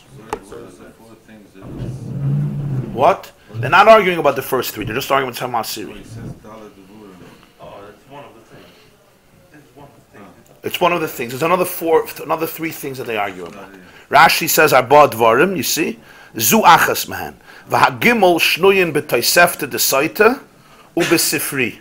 There's another 3 that are enumerated in a Braisa Masechta Soita and in Sifri. And Rashi says, Ben Adam Yoshvei HaCharavis V'goymer, Pasuk in Yecheskel, Hatzoyin V'abaka Yeshachet V'goymer, a Pasuk in Ba'aloischa, V'ateiris Saras Ban Hagar HaMitzris Mitzachek, a Pasuk in Parshas Vayera. So the Sifri says that basically, it says in Parshas Vayera that Sarah saw that Yishmael, the son of Hagar, was Mitzachek. He was being Mitzachek. Rabbi Akiva says it means he was Oved Avodah Zarah. That's what Mitzachek means. Rabbi Shimon says, I disagree. Mitzachek means he was mocking him from the word Schaik, and he was saying, I'm the oldest and I'm going to inherit all the double assets of Avram Avinu. The second one is in Parshas Ba'aloischa. The Jews are hungry, they want meat, they hate the food in Egypt, they hate the food in the Midbar, they hate the man. So Moshe tells Hashem, Hatzoinu Bakar Yishachet Lehem, Umatza Lehem, in Kol Ge Hayam, even if we're going to slaughter the sheep and the cattle, are we going to have enough for all of these Jews? So he says, Rabbi Akiva says, and Moshe was saying that even if you're going to shecht all of the animals, it's not going to be enough. And Reb Shimon says that's not what he said. He said there's going to be enough, but they're not going to stop complaining. That's the issue. There's going to be enough. He wasn't doubting there won't be enough. They're not going to stop complaining. And what? Rabbi Akiva is a pella because it's a question of Mechusar Amonah. Moshe didn't believe that Hashem can provide. So Rabbi Shimon says, no, he wasn't saying that Hashem can't provide. There'll be enough. The problem is the Jews, it's not going to help the problem because they're chronic complainers. They don't kvetch because of what they don't have. They kvetch because they have to kvetch. So you always find a reason to kvetch. That's another issue. And finally, the third pasuk is in Yecheskel. It says Ben Adam, like Rashi quotes at the beginning. Ben Adam, Yoshvei Acharav Seil Alad Misisrael Oimrim Leimer Echad Haya Avram V'Yirish Hasares V'Nachurabim Lon Nitnar Tzlamer Rasha. The Jews were saying Avram was one and he inherited the land. For sure, we're many. For sure, we're going to inherit the land. So Rabbi Akiva said that the Jewish people were basically saying, we cannot be expelled from Eretz Yisrael. Avram Avinu served one God, and yet he got the land. We serve many gods, for sure we're going to get the land. If you get one God, so it's much better if you have a lot of gods, right? What do you need one bank account? If you have 2,000 bank accounts, it's much better. That's how Rabbi Akiva interpreted. And Reb Shimon looks at it in a positive way, and he says, Avram, who only did one mitzvah, mitzvahs milah, and he got the land. We, who have so many mitzvahs, for sure we're going to get the land. Now, this is a very... Nobody argues about the test talmud? We're going to see in Tosfos. That's a good question. One moment. What's important to ask here is one question. Throughout Shas, you have constantly arguments. One person says this, one person says this. You say Rabbi Akiva says this, Rabbi Shmuel says this, Rabbi Yehuda says this, Rabbi Meir says this, Abaye, Shmuel, Abaye, Rav, Shmuel, whatever. Here, Amar Reb Shimon, there's 4 things Rabbi Akiva says, and you should know I don't say like him. Why can't you just bring a machlokes? Rabbi Akiva said this, Reb Shimon said this. Reb Shimon makes this whole thing, he doesn't just argue. He makes a point to say, he says this, Vani ein derish kamaisa. You don't have, that's not how arguments are recorded usually. You say this, and he said this. And obviously there's an argument. And then at the end he finishes again. Vani ein yoimakain. Okay, Rakiva said this, but really it's that. No, Vani ein yoimakain. In other words, there was a point here to bring out that he, and then at the end he says, and of course my words are more logical. Okay, that I understand. He's trying to prove his words. Is there other machlokes between them? Yeah, but the question is, what this introduction? I once saw a vart that there's an argument in Masechta Sanhedrin. If the Aseres Hashvatim are ever going to come back. One of the great mysteries of Jewish history is that 150 years before the Churban Beis HaMikdash, the Assyrian Empire came and exiled the 10 tribes living in the northern part of Eretz Yisrael, and within 100, 200 years, you don't hear from them ever again. How that happened, there wasn't a small community. You're dealing with the majority of Klal Yisrael, who just disappeared, and you never hear from them again, ever. Every few years, we'll hear regards from Japan, from Afghanistan, from Africa. We're the missing tribe. We do this, we do that, but as we know, nothing has been really authenticated. The question is, are they ever going to come back to Jewish history? Rabbi Akiva said, no, they're lost. To the point that the Gemarah says, Shafke Rabbi Akiva lechasiduse. Rabbi Akiva was known as such a lover of the Jewish people, and here the Gemarah says he abandoned his piety, his chasidus. And Reb Shimon argued with him. Reb Shimon said, the Aseres HaShvatim are going to come back. And this was a huge argument between them about the future of the Jewish people. In this pasuk in Zechariah, the pasuk says, Koi Amar Hashem Tzvakos, Tzayma Revi, Tzayma Chamishi, Tzayma Shvi, Tzayma Asiri, Yiyah, Lebeis Yehuda, Lesasin, Lesimcha, Lemed, Tayim V'emes, Vashalom Ha'evel. These are going to be holidays for Beis Yehuda, for the house of Yehuda. The house of Yehuda is not all the Jewish people. The house of Yehuda basically means the Jews that are connected to Yehuda. The 10 tribes were the tribes that chose a new king, not the king of Yehuda. See, when Shlomo died, his son took over Rechavam. Rechavam imposed heavy taxes. They revolted against Rechavam, and they made a new king, Yeravam. Yeravam came from Shevet Ephraim, Rechavam came from Shevet Yehuda. So from now there was a split in the Jewish world, the northern kingdom and the southern kingdom. The southern kingdom in Yerushalayim was the kingdom of Yehuda, Beis Yehuda. And there was only one Shevet that was under his rule, Yehuda and Binyamin. That was it. All the other tribes, the other 10, went under Yeravam in the northern kingdom, and there was basically a split in the Jewish people. 2 empires, 2 kings, 2 nations. That split weakened the fabric of the people because they were fighting each other, plus they didn't have, the unity, and ultimately they were defeated. Aseres HaShvatim were defeated, and then 150 years later, the last 2 Shvatim were defeated by Nebuchadnezzar. But the last 2 Shvatim weren't lost. They went to Bavel and they stayed there, and they came back. Many came back. They weren't lost. The 10 Shvatim, most of them were lost. Not all of them were lost, but most of them were lost. Because not everyone, there's Jews today from the 10 Shvatim. Not as communities. There were individual Jews who came from the 10 Shvatim. If an individual Jew from Shevet Yisachar was in Yerushalayim, so he remained. It wasn't like he was destroyed. He was in exile. Lost means they were killed or assimilated? Assimilated. They weren't killed. Nobody killed them. They were misplaced, and we don't hear from them anymore. We don't know what happened. We don't know what happened to them. We know that we don't hear from them. What happened with their king? No, but could there be the nation? Their king also was gone. It was all.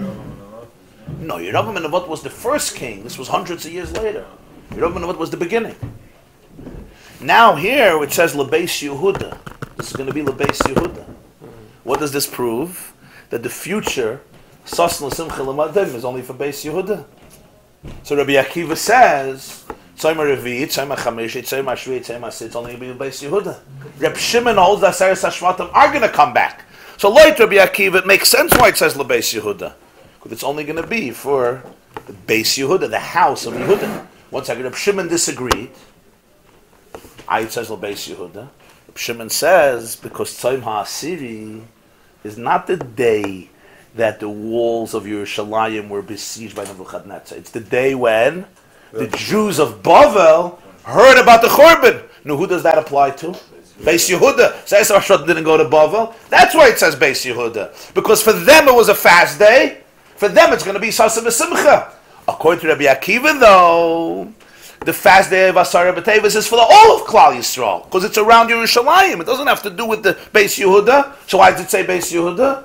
Because only they're going to have the future of Sasa Simcha L'Madim Taiv. So Reb Shimon was so emphatic to say, I don't agree with Rabbi Yehuda. It wasn't an argument in a pasuk, Tzom HaSiri. It was an argument that the Aseres HaShvatim are going to come back. That's why he says, Ani eini darish k'maisai. I don't say like him, I disagree with him. And he says, Nirin dvarei midvarav. This is the shitta of Reb Shimon. In fact, if you see the other psukim, it's similar arguments. If Yishmael was doing Avodah Zarah, or he was just laughing about the Yerusha, if Rabbi Akiva, if Moshe doubted Hashem's ability, or he just doubted that the Jews will ever stop complaining, if they said we have many gods, so therefore we'll conquer Eretz Yisrael, or they said we have many mitzvahs, Reb Shimon is taking everything in a much more positive note, and that's why he emphatically disagrees with Rabbi Akiva.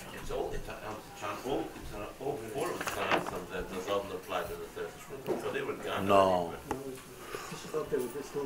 No.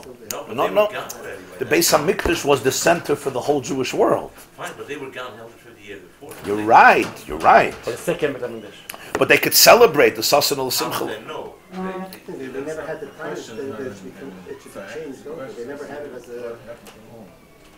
How can they come back? No. When Mashiach comes, all the tzaimas are going to be Yomim Tovim. Are the Aseres HaShvatim going to celebrate them? If they're here, they'll celebrate them. Then everyone is going to have Yom Tov besides them. They'll say Tachna. The Rambam says Kol HaTzaimas are going to be Yemei Sasimus. And we learn from this passage that in the future when Mashiach comes, not only won't be fast days, they're going to be Yomim Tovim. Right? If they're going to be Yomim Tovim, are they going to celebrate or not? It says only Beis Yehuda. Rabbi Akiva says no. Rabbi Shimon says yes. So why did it say Beis Yehuda? Because one day they won't celebrate. Because it didn't relate to them. It was just Yom Shmuah. Just the people in Bavel who heard about it. What do you want from them? Oh, it didn't have to do with the actual story. It doesn't have to do with the story. It has to do with when the news came to Bavel. Of course it doesn't affect them. There is a difference when Mashiach comes in Trias Mason. So all these lost people, are they going to come back when Mashiach comes? But Trias Mason? That's just a similar question. If Yesh lam chelik lam haba, ein lam chelik lam haba. It's both the new ones, the old ones, and the old ones. That's what the Gemarah says. Rabbi Akiva was not characteristic to his regular. Rashi says, "Hayaragel zakos es Yisrael." Rabbi Akiva was the lover of the Jewish people. V'haftal recha gamaycha. And this here he was makpid on the Aseres HaShvat. Any consensus? What's going to happen? Ich weiß. What do they say about this? Those who know don't say, and those who say don't know. I don't know, and I don't say. It says somewhere that all the Yidden that perish before Yitzias Mitzrayim Bnei Ephraim. come back. Will? Yes, amazing. Yeah. I saw such. Okay. Feel like Reb Shimon. Gewaldig. Let's just see the Tosfos here about the date. The 9th of Tammuz. Good question. Suddenly we have here a new date when the city was breached. We always say Shivasa B'Tammuz. Suddenly Rabbi Akiva tells us that what? It's Tisha B'Tammuz, and he has a pasuk in Yirmiyah. Zok Tosfos Zet Tisha B'Tammuz Shabbat Yufka Ir. This is fascinating. Hainu B'Rishayna.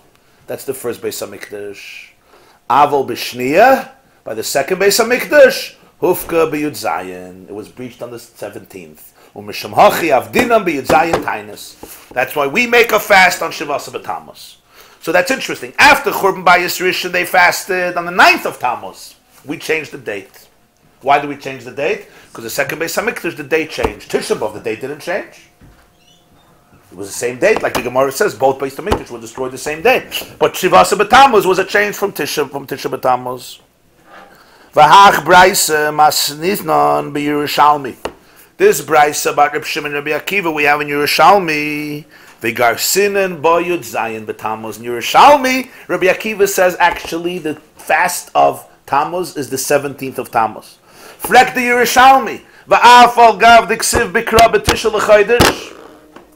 The pasuk says in Yirmiyah that when did the city get breached? On the 9th of the month.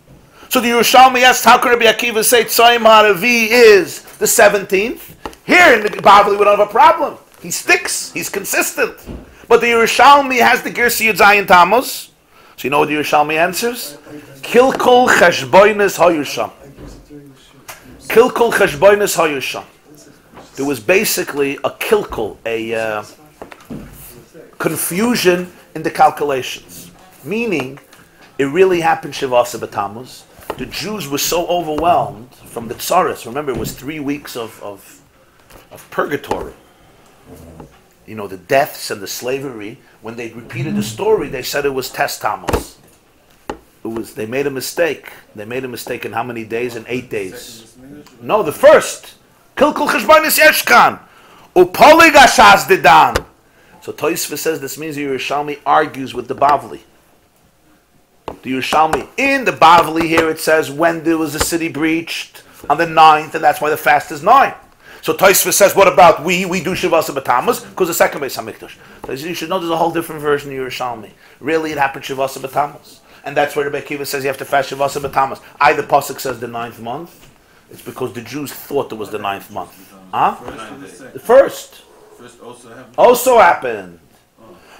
That's what the Yerushalmi says. Kilkul cheshbonis yeshkan. So Tosfos says, what does the Yerushalmi mean? The mitoich tir dasam, because of their stress, tol b'cheshboinam. They made a mistake in the calculation, and they thought it was the 9th of the month. Now the question is, so why does the pasuk say it was the 9th of the month? God should know the truth, no? So Tosfos v'loyrotza pasuk l'shanos mikamoisha hayusvurim. Because this is what Jews felt, the pasuk didn't want to change it. When Hashem, when Yecheskel Hanavi says that the city was breached, he doesn't say the right day, he says the wrong day. Why? Because that's what the Jewish people thought. It's like it's like the pasuk Ima Yanochi B'Tzara. I want to be with you in your mistake.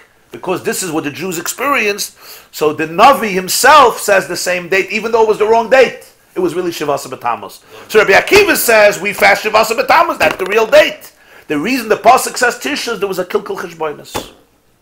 But doesn't that create a problem? That because he can say a wrong date, and some people will say another stuff also. That bring your eye from here, that because he can say a wrong date. So we don't take a note today if it's the 9th to the 17th? We do know. What was it? The 17th. The second Beis Hamikdash was the 17th. That's not a question. That's why we fast the 17th. What about the first? Here in the Gemarah it says it was the 9th, and the pasuk says it was the 9th. In Yerushalmi he says there's a different shitta. It was really also the 17th. There was just a kilkul cheshboinus. There was a problem in calculation.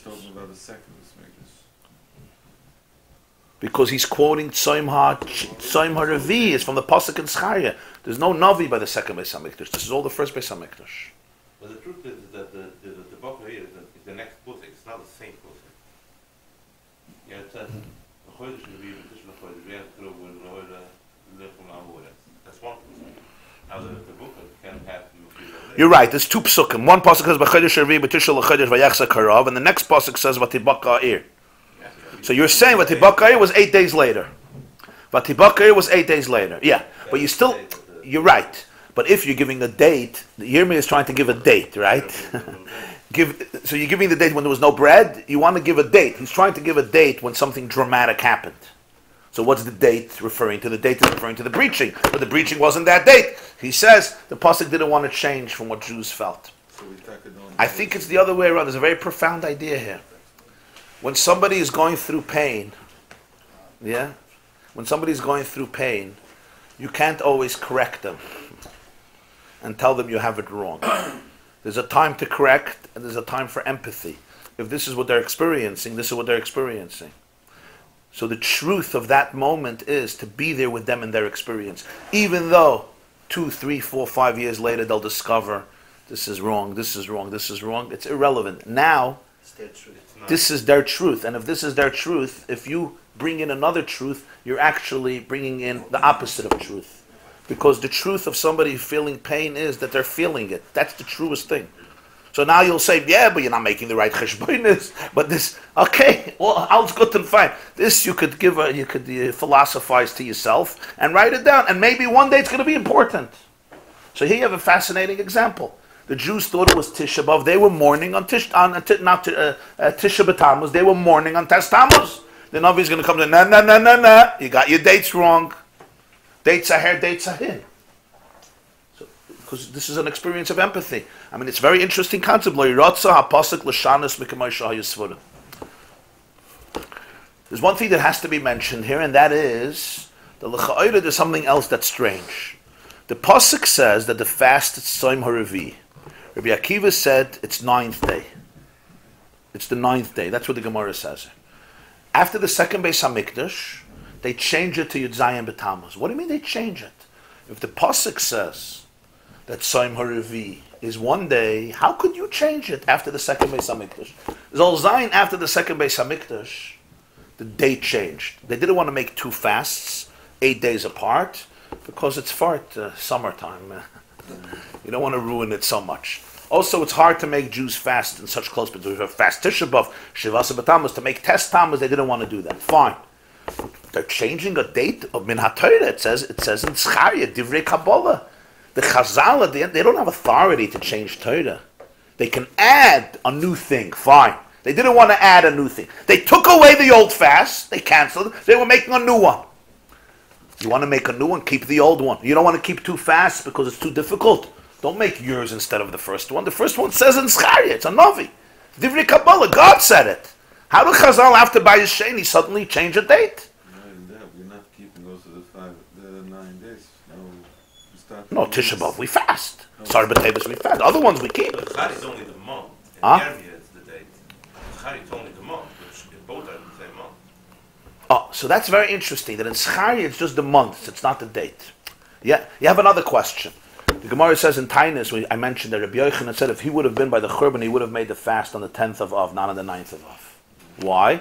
Because the fire went up right before Asiri B'Av, Tisha B'Av before Shkia. Here again, the pasuk says Tzom HaAsiri, Tzom HaChamishi. Rabbi Akiva says it's Tisha B'Av, and Rabbi Yochanan says I'm going to make my own fast.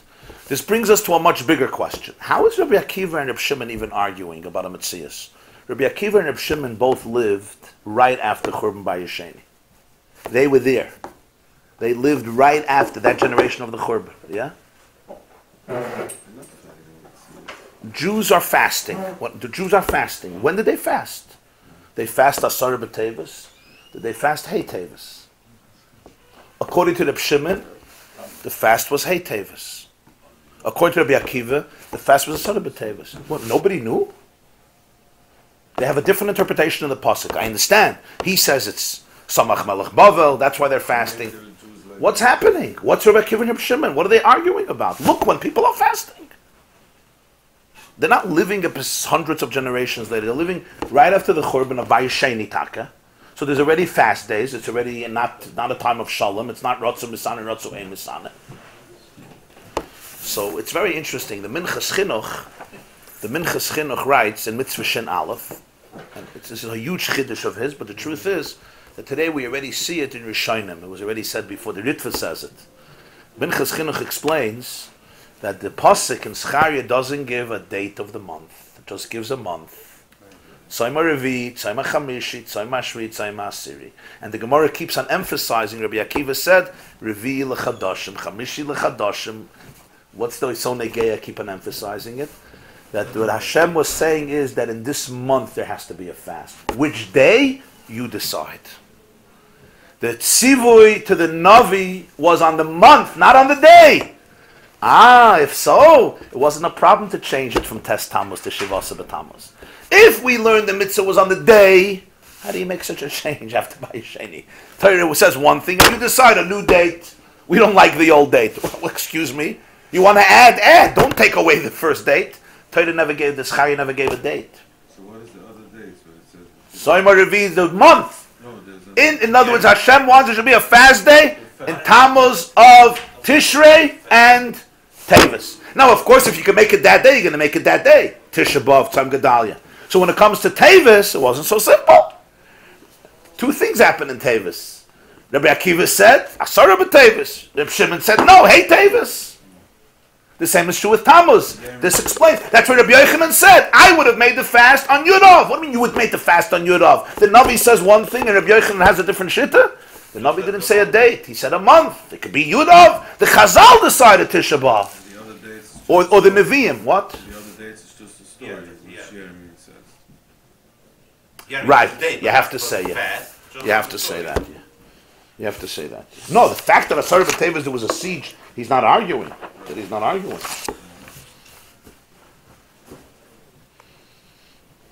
happens to be that the Chodesh of Seed belongs to the Shem, is a seed that Yeah, it happens to 10-10, but this city, he says, Maya city, Asir Lechadoshim. How does he know? Maybe it's Asiri B'Yoyim, because that's the point. There was no mitzvah on the day, a mitzvah only on the month. This answers a lot of questions. It answers Rabbi Yochanan that he wanted to make a fast on Asiri, but it answers Tosfos that we pushed it off to Shivasa B'Tammuz after Bayesheni, unless you learn like the Yerushalmi that it was really Taka Shivasa B'Tammuz, then it's not a question. And it also answers how Rabbi Shimon and Rabbi Akiva can argue. When are people? What's the right fast? What? I was wondering what my current. Oh, my Karile. You mean l'chayr? It's obvious. Every time. Why he says my Karile? They could just say l'chadashim because he wants to say that it's a din in the chaydish, not a din in the yom. That's a very interesting chiddush of the Minchas. I have a question back to the yeah. Yes. Go ahead. So they're assimilated into other nations, so they do exist today. We just don't know which nations they are. Right. Japanese could be Shevet Reuben. Yeah, but you know, when you assimilate, there's already intermarriage. There's already not. You don't know who's who anymore. Through DNA? Doesn't mean the whole nation. Of DNA to whom? To what? You mean to other Jews? Okay, maybe one day. I don't know. We know today if the Shalmi or the Bavli or which one was equal to we don't know. We didn't take a stand. You have to understand what it means, kilkul cheshbonis. How did Rabbi Akiva know it was kilkul cheshbonis? He knew and they didn't. In other words, if there was a really kilkul cheshbonis, how did they find out it was Shavasa B'Tammuz? So somebody didn't have kilkul cheshbonis. Akiva, hundreds of years later. Of course. The Bayis Rishon stood for 410 years. This happens after the destruction of Bayis Rishon. Then there was 70 years of Golus, and then there was 420 years of a second Beis HaMikdash. Rabbi Akiva lived at the end of that. No, Zechariah was during the time of the Churban. Yeah, he was one of the Nevi'im then. Yecheskel was at the time. Zechariah was at the time. Yirmiyah was at the time. There were big prophets at the time. Zechariah was there in the beginning when they built the second Beis HaMikdash. So they came to Zechariah and they asked him, should we still observe the fast days? Should we still cry on Tisha B'Av or not? So Zechariah said this. Hashem said that these fasts are going to be transformed into Yom Tov. That was his response to the Jews. The Gemara says, Esther soif zman hanavuah. Esther was mamash the beginning of Bayesheni.